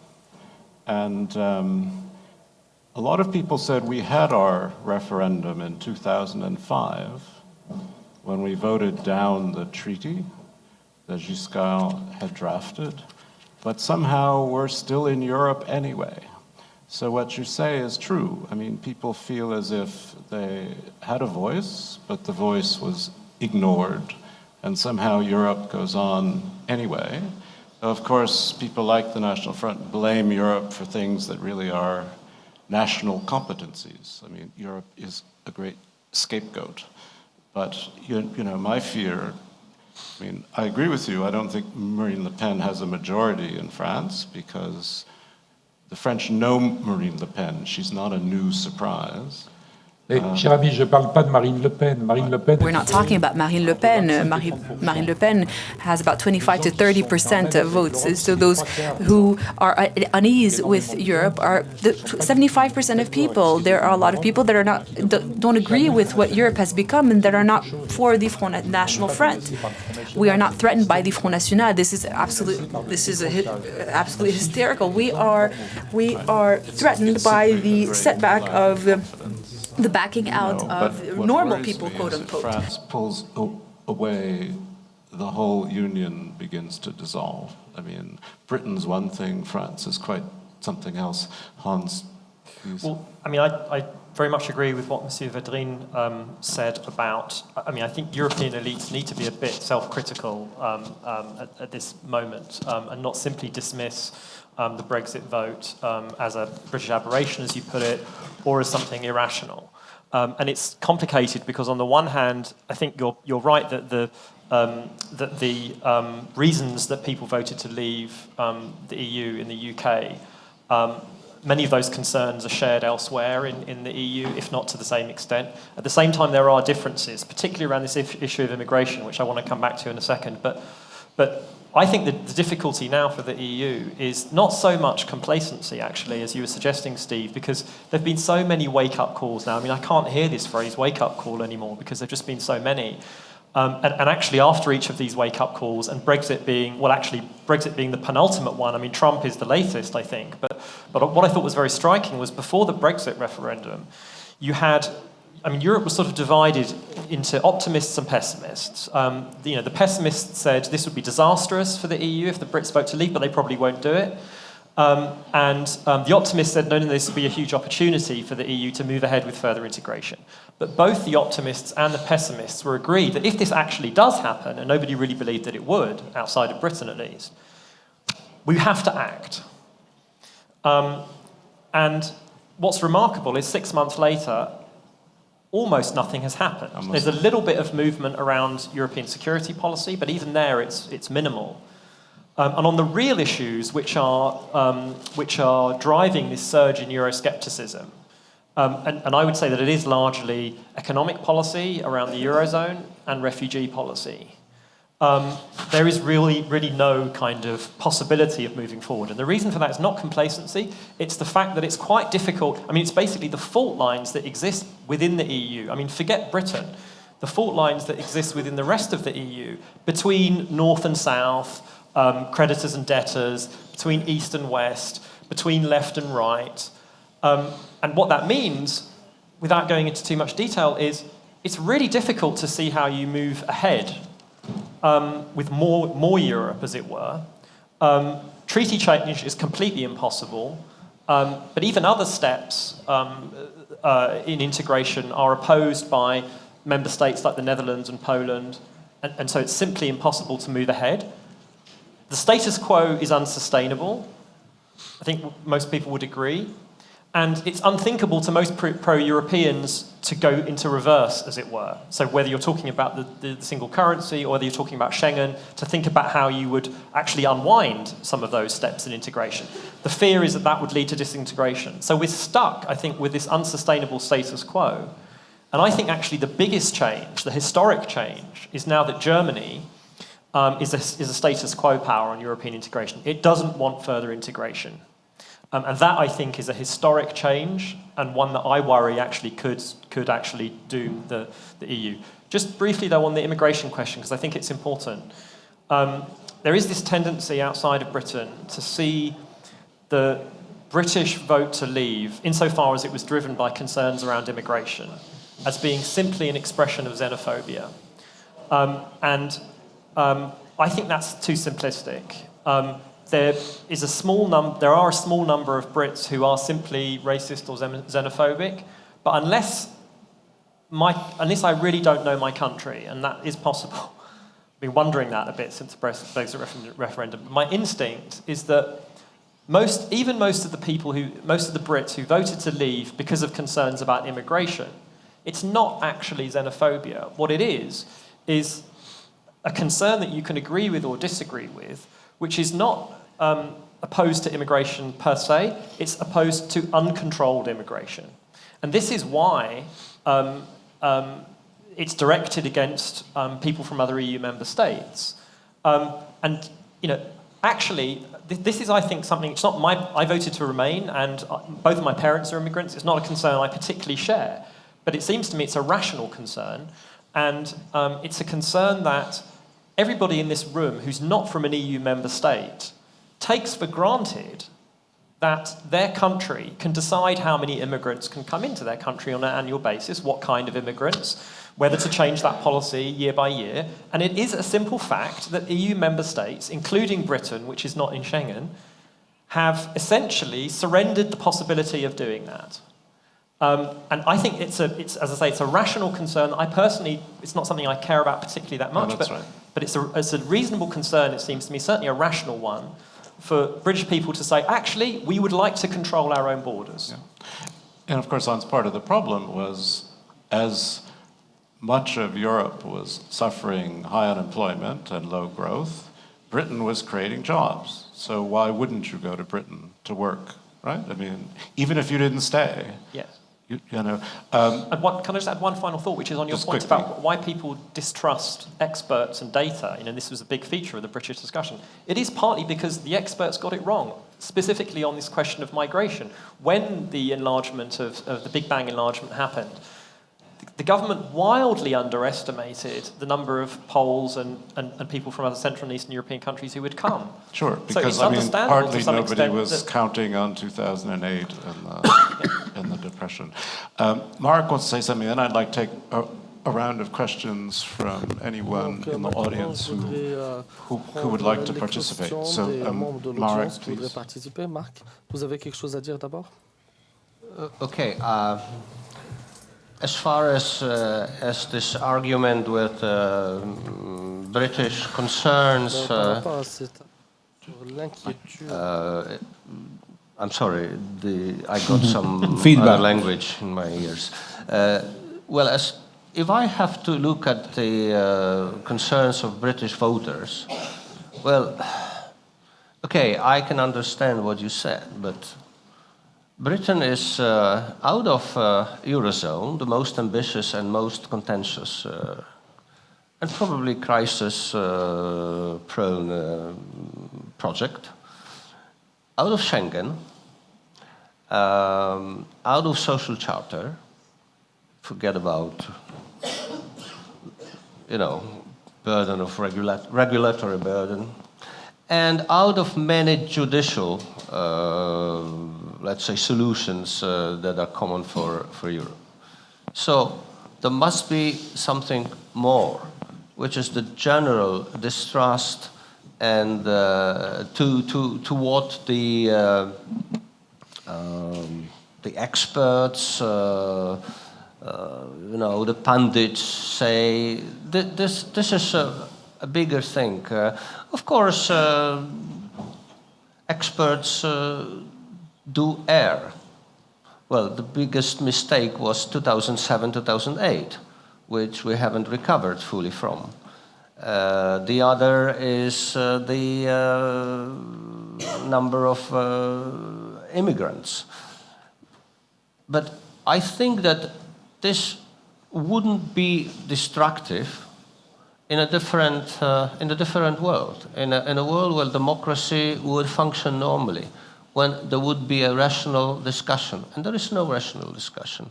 Why? That's another problem. Well, let's try to have part of one here. Can I have some hands? Sir, here, I've got a microphone.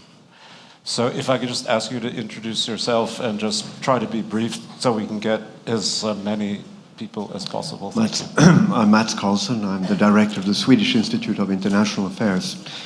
I wonder whether we should not contemplate a trajectory that might reverse Brexit. I'm putting it squarely on the table, not because of disrespect for a democratic election, but simply for realistic reasons.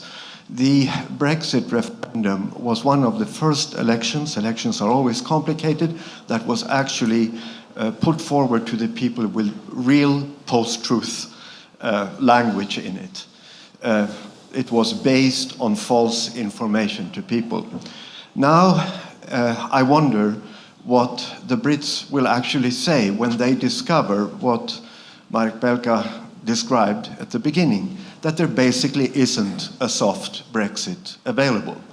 It's not because the EU27 is not kind to Britain or wouldn't want to be in a family. Britain is very important to Europe. There I disagree with you. Europe is important to Britain. We need Britain.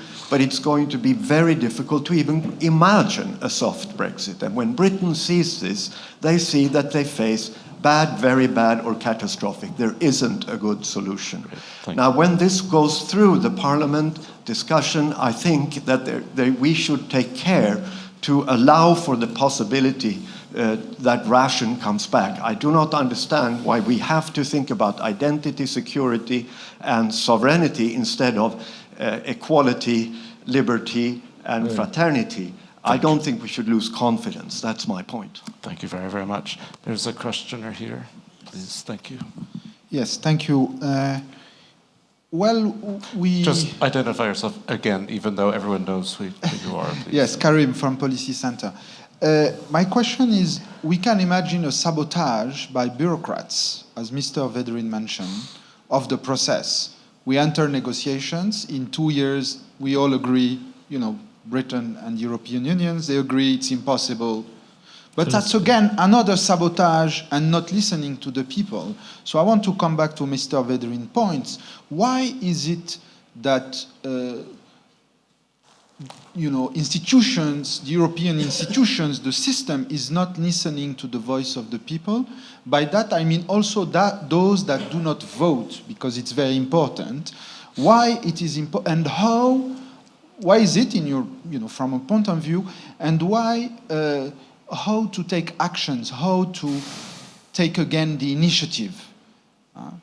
Donc ma question, peut-être pour faciliter en français, on peut toujours imaginer In order to make it easier, we can always think about sabotage to make the negotiations fail, but this is also a way not to listen to the population.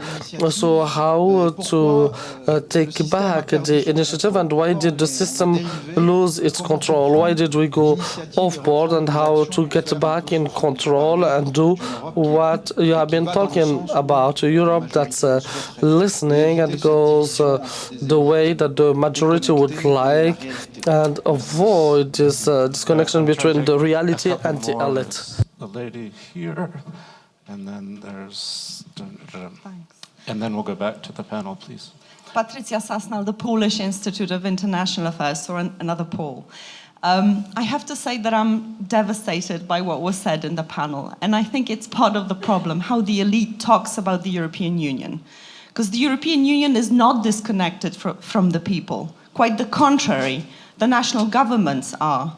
The European Union does everything for the people. It's the free market, the free movement, the security, whatever, you name it, and we could go on and on. European Union is an entity that gives a synergic effect of 1 + 1 being 3. And I think the problem is how we talk about the European Union. And I did not sense any European feeling in what the 4 Europeans were saying. Why is that? You should, perhaps if I could recommend explaining a little bit to the African public and the Latin American public that the European project is a great project that needs to be defended. Dziękuję wam. Okay. And then you, and then back to them. I'm afraid. No, go ahead. What? Here. Just speak loudly into this. Go, just talk. Oh, here's another one. Okay. Fine. I'm Alfredo Valadão from Sciences Po Paris and a fellow at OCP Policy Center. I do agree with Hubert Védrine's conclusion, and I do agree there is a huge distrust vis-à-vis not only European institutions, but also vis-à-vis national governments in Europe. But I'm very skeptical about the idea that there is a kind of insurrection of the masses against the elites. If you look at the results of the votes everywhere, including the United States, you see that it's a 50-50 vote, more or less, of people. So it's much more one part of the people against another part of the people. And the elites in the middle, then they don't know what to do with it. And it's because what we've seen is that it's true that there is a lot of people who are against what is going on, who needs identity, security, whatever, the losers, but there's a lot of people who are cosmopolitan, who like what is happening, etc. And these are more or less the same guys. And they're both important, one and the other. Okay. So the problem is how the elites, or how the ruling classes, can find a way to deal with this problem, which is one part of the people against the other part of the people. It's clear. Okay, thank you. Sir. Thank you. I'm Emil Chireno from the Dominican Republic. As an attorney, I do know that divorces are complex. There's usually hard feelings involved, and money matters. So I wonder, given the relevance of the single market access for the British economy, are there any incentives at all on the side of the European Union for a soft Brexit? Thank you. No, I'm sorry. I think we're going to, well, let's do you, and then we'll go back to the panel. Thanks. Hello, my name is Fatem Zarabiez. I'm from Morocco. I'm both French and Moroccan. I love the EU, and I've studied economics, and I was very happy with the EU and everything around Europe globalization. But the thing is, for the past 6 years, I've stopped watching the news, listening to the main leaders, because simply we have, as young people, we have stopped believing in the project leaders are selling to us. I love the idea of Europe, but I don't believe anymore in the leaders. So my question is, are leaders today prepared to solve the challenges of the countries that we are the challenges that we are facing today? Are they really prepared mentally to solve all these challenges the people need to change? Thank you. I think given our time, because we've only got till 7, what I'm going to do is just go back to the panel. You could answer whatever you like, speak to the points that you would like to speak to, but do try to give a response to the last lady about whether you feel yourselves and your generation have the will, the capacity, the open-mindedness to deal with the challenge that she just expressed. So let's go, if you like, in reverse order. Monsieur Badre, c'est à vous.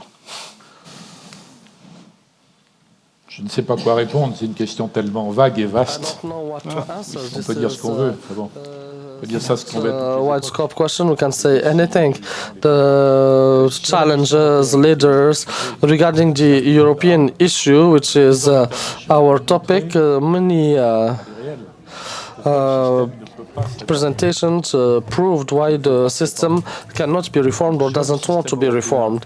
So it's either this European system, the way Donald Tusk thinks of it, when it needs to be reformed while waiting for the critics, and we should not pretend that it is more legitimate than the populations. Either the system can solve the solutions, or we need something that's more rigorous, that's more clear.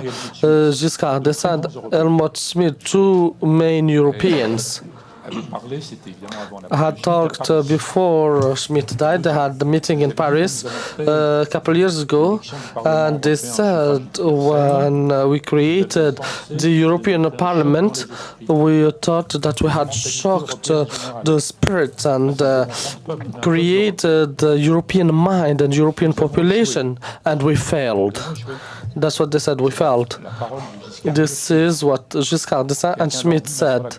And someone told them, so how are we going to democratically control the Eurozone? And they answered, we have to reintegrate the national parliaments. And they are not anti-Europeans. There are so many Europeans who were historically Europeans, and not too long ago, I had talked to a person who was the chief of staff of Jean Monnet, a person who was 92 years old, and he told me we never thought initially that the European Commission will be in charge of putting all the regulations. We wanted a political commission, not to be national, so it's ambitious, but not someone that's over the nations and that regulates everything. These are the legitimate Europeans who historically drafted it. They listened to the population and they know what the threat was. So we have to listen to this, introduce it, and reasonably answer the needs. And if the needs become crazy, then the project is in danger. I do sometimes wonder we ought to have a T-shirt that said, "What would Jean Monnet do?" Mr. Shukula. I think the lady is right. To non-Europeans, we look like a big family squabbling all the time, screaming at each other. And, you know, from the outside, it could be, you think that the family hates each other. Well, it's not always the case. If it's a Mediterranean family, that's normal, and they could really love each other a lot. In fact, we do. So it's just, however, that we are concentrating on certain issues. And from my point of view, which is finance, I was in the European Parliament for 5 years in Econ and 4 years in the ECOFIN. I could say that we're always reacting all the time, especially after a crisis of that nature of 2008-9, that we have not put in any political risks. It's really funny. We're talking always a risk, managing risk, talking about banks and so on, but when it comes to macroprudential rules, we'll just ignore them completely, and then we face up with problems. And so if it's sanctions on Portugal. Why didn't we, and Spain, why didn't we think about them in the first place? The same with the banking union. We've spent 1.5 years. We passed all the legislation, intergovernmental agreements, so complicated. And now it's brand new, the banking union. Now we have Italy, and we balked, and say, but, the political situation. So we need to put in and factor in the macroprudential policies, the political risks. Yeah, everyone always likes to say that the European Union only moves ahead when it's challenged and through crisis, but I begin to wonder myself. Hans, please. So maybe 3 points. The first, and this is not meant to be facetious, I think these marital metaphors are really unhelpful, actually, because states... Do you speak from experience? Actually, no, but states are not like people. And the process of Britain withdrawing from the EU is not a divorce, actually. And I think it's really unhelpful to think of it in that way. It doesn't help us understand what's going on, and I think it emotionalizes, actually, something which actually shouldn't be that emotional. Secondly, in response to Patricia about, I'm sorry that I wasn't passionate enough about the European project, but let me sort of clarify how I view Europe now. I'm a pro-European. This is actually a very sort of British pro-European position. I'm a pro-European, but I worry a lot about the European single currency and, since the refugee crisis, about Schengen. In other words, these two projects within the European project, which I think have the potential to destroy the EU. And it's partly because I'm a pro-European and I believe in the European project that I worry about that. And this comes back to the point that you were just making about love. One of the tragedies of the last 6 years, it seems to me, is this project which was meant to bring Europeans closer together and overcome these historic feuds between European peoples, is actually now causing animosity. And I can't quite see how you get past that. At what point do Europeans start to actually like each other more again? That, I think, is, in the end, one of the big questions here. And I can't quite see how you do that in the context of the euro and in the context of Schengen. So, in a sense, my position is precisely a pro-European position that makes me sceptical about these two projects within the European project. And that brings me to this question about is there a general anti-elite kind of moment? And where does Euroscepticism fit into that? I think there is a broader anti-establishment or anti-elite mood throughout the West. But I don't think it's a sort of random, this isn't coming out of nowhere. I think this is a response to policies that Western elites have pursued for the last 30 years or so. And this is why I think we ought to be a little bit self-critical. And in particular, it seems to me what's driving this is, for various complicated reasons that I won't go into, I think what's happened is that decision-making has moved further and further away from the citizen, partly because of globalization, partly because of neoliberalism. People have this sense that we can change governments, but we can't change policy, because policy is determined at some higher level, particularly in the context of globalization. And so really there is no alternative, as Merkel likes to say, to neoliberalism. And the reason that some of this is directed particularly against the EU, it seems to me, is there is a sense in which the EU is the ultimate example of this idea of technocratic governance, where, in a sense, what the EU, what European integration has always done since its beginnings with the coal and steel community, has been to take certain areas of policy, particularly economic policy, out of the realm of democratic politics and to create rules. And this is why I think there's this particular Eurosceptic surge, because the European Union, I think rightly, is perceived as being the ultimate example of technocratic governance. Which was supposed to be progress, by the way. Exactly, it's the genius of the EU as well, because this is precisely what enabled us to overcome wars and so on. Right, so we could make decisions without too much political interference, blah, blah, blah. Marek. Well, short comment on Britain and Brexit. Please. How can I be unemotional about it? I'm emotional. I'm not hiding my emotions, my negative emotions about it.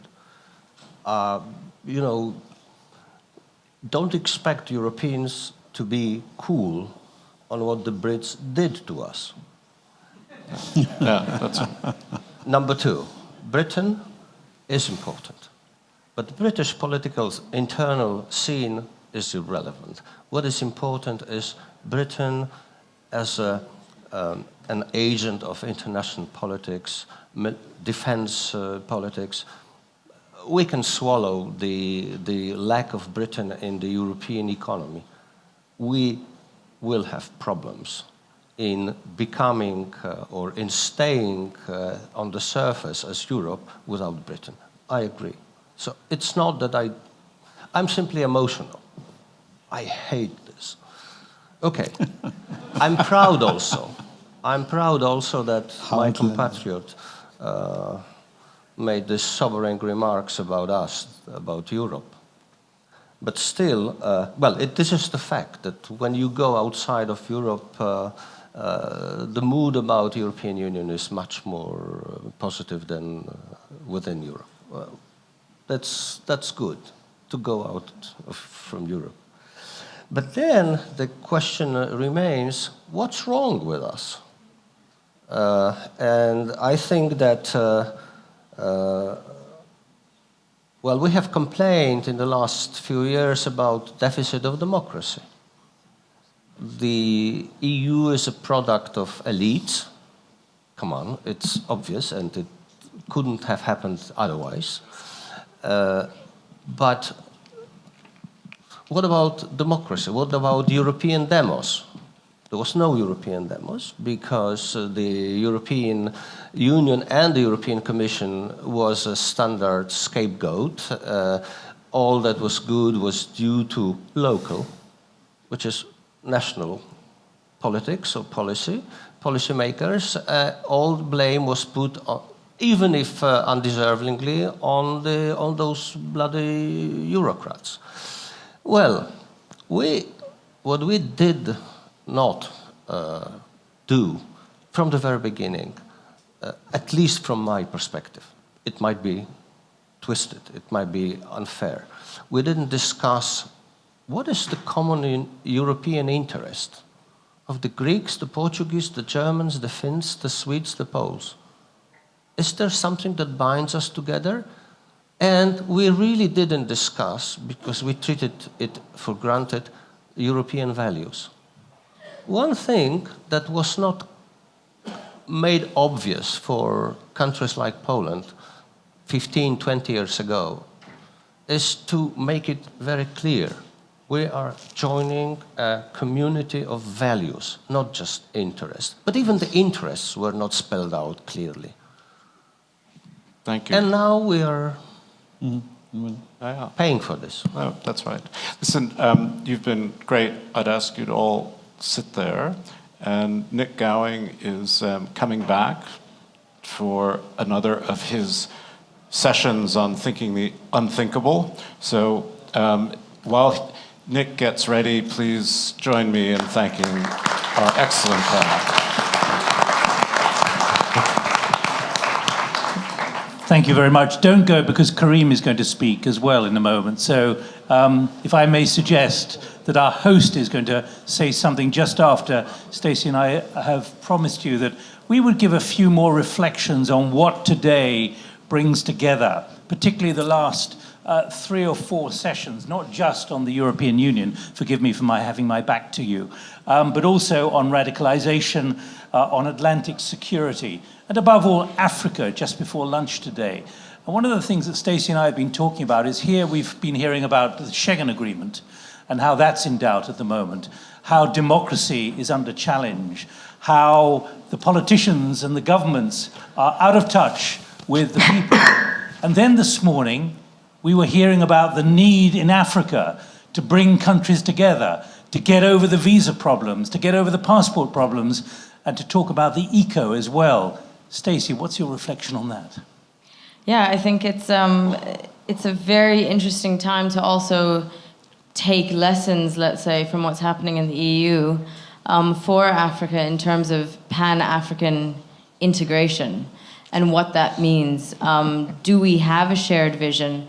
We have the Africa 2063 vision, obviously, and I think that really binds us together.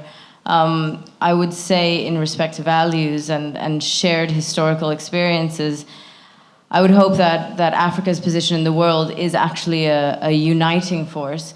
But at the same time, I think we really need to think very hard and very critically about what integration means, whether that's political integration, economic integration, social integration. Because we've heard some very profound reflections here, just from a moment ago from Badre, talking about not factoring into policies the political risk and the risk of the way the people are going to see it in this newly connected world.